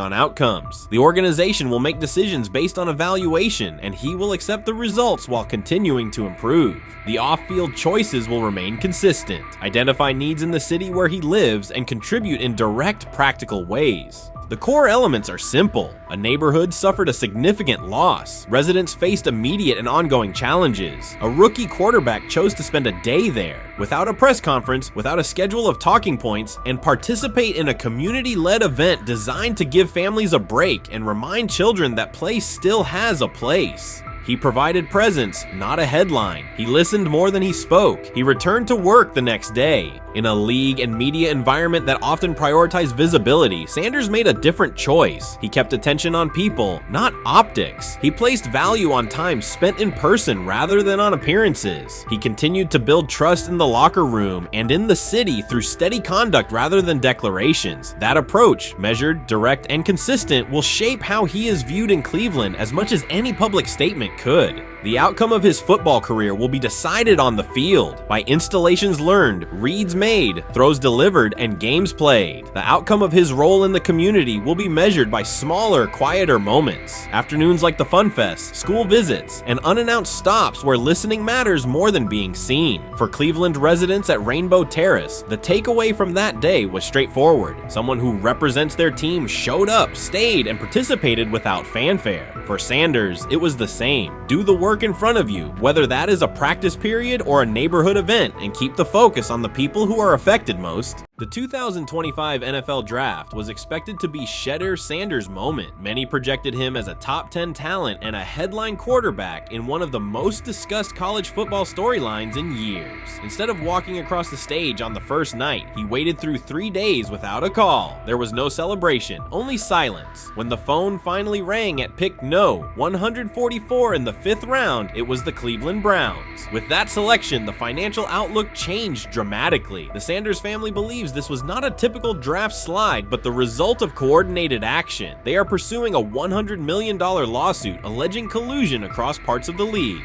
In the months before the draft, Sanders was consistently discussed among the top quarterbacks in the class. Television and digital analysts praised his poise, accuracy, leadership, and command. Scouts highlighted a 74.1% completion rate, record-setting stretches at Colorado, and his rise from an HBCU star to a national figure. Consensus expectations placed him in the first round or early second. Draft night unfolded differently. As picks accumulated, there was little indication that his name would be called. The atmosphere at his private gathering shifted from anticipation to doubt. When the Browns selected him late on day 3, projections for his first contract dropped from an estimated range in the mid-$30 million to approximately $4.6 million, with corresponding reductions in likely endorsements and long-term positioning. According to Deion Sanders and others close to the family, this was not about performance, injury, or conduct. They argue it was coordinated. Attorneys were contacted immediately. The allegation is straightforward. Sanders' value was suppressed intentionally. The family's position is that this was a calculated decision within parts of the league, not an isolated set of evaluations. The legal claims focus on communications that, if authenticated, could be significant. Internal emails, text messages, and owner-to-owner conversations. The family's representatives contend that these materials show a deliberate effort to avoid drafting Sanders in early rounds based on perceived image concerns rather than football merit. One message reportedly under review framed the decision in branding terms. Drafting Shedeur would mean inheriting the Prime brand. The complaint asserts that this view led some teams to discourage others from selecting him unless necessary, not for film-based reasons, but to avoid perceived attention and external pressure tied to his family's profile.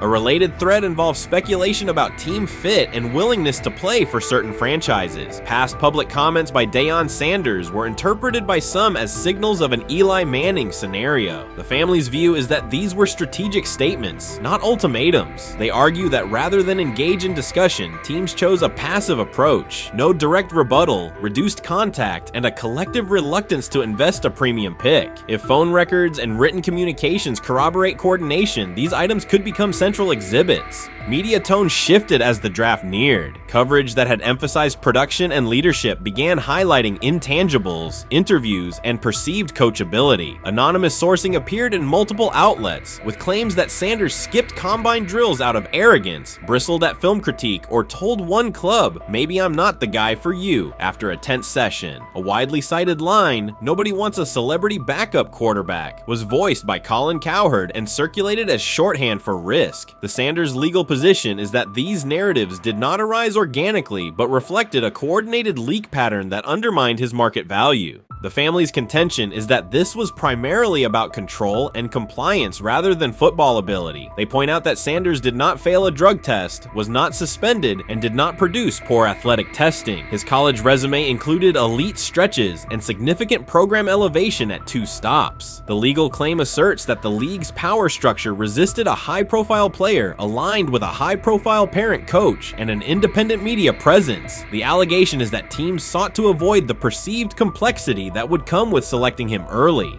The financial impact is a core component of the damages claim. Had Sanders been selected late first or early second round, projected 4-year compensation would likely have fallen between $30 to $35 million, with immediate access to higher tier endorsement opportunities and the brand leverage that accompanies a franchise quarterback designation. As a 5th-round pick, the initial contract value is a fraction of that total, and associated off-field opportunities are typically narrower. The suit reportedly seeks not only lost salary, but also the broader economic value linked to draft position, sponsorships, licensing, and the visibility that accelerates an early career trajectory. The filing's scope, as described by sources close to the family, extends beyond the league office. It may involve media outlets, scouting firms, and specific executives if discovery shows coordination or materially false statements that affected value. The argument is that the draft slide harmed not only Shedeur, but also the broader Sanders brand, affecting perceptions of DEION Sanders as a recruiter, coach, and public figure. The family's view is that narrative construction around brand risk and celebrity backup produced a measurable economic and reputational loss. If a court authorizes discovery, the process would likely compel emails, internal draft notes, and message archives from teams and third-party intermediaries. Subpoenas could be served on media organizations for sourcing records related to anonymous quotes. That level of transparency would be unusual and could reveal how information flows during pre-draft periods. The legal theory moves beyond a single player's evaluation to the draft's integrity, whether owners or executives acted in concert to reduce a prospect's value for reasons unrelated to football performance. The league has not publicly addressed these specific allegations. Background comments from executives characterize the claims as overreach. The family's camp maintains they have documentation sufficient to proceed. The comparison points referenced by observers include Deflategate, Spygate, and the Colin Kaepernick grievance, not because the facts are the same, but because of the potential scope, policies, practices, and the balance of power between the league and individuals challenging its processes. Another dimension of the dispute involves how the NFL perceives DEION Sanders, Coach Prime, and the autonomy he promotes. He built a large media footprint around his programs at Jackson State and Colorado, elevated his players' profiles, and spoke openly about fit and leverage. The family contends that this visibility, combined with statements about preferred destinations, triggered resistance. The complaint frames the response as a preference for compliance and predictability over independent branding and public negotiation.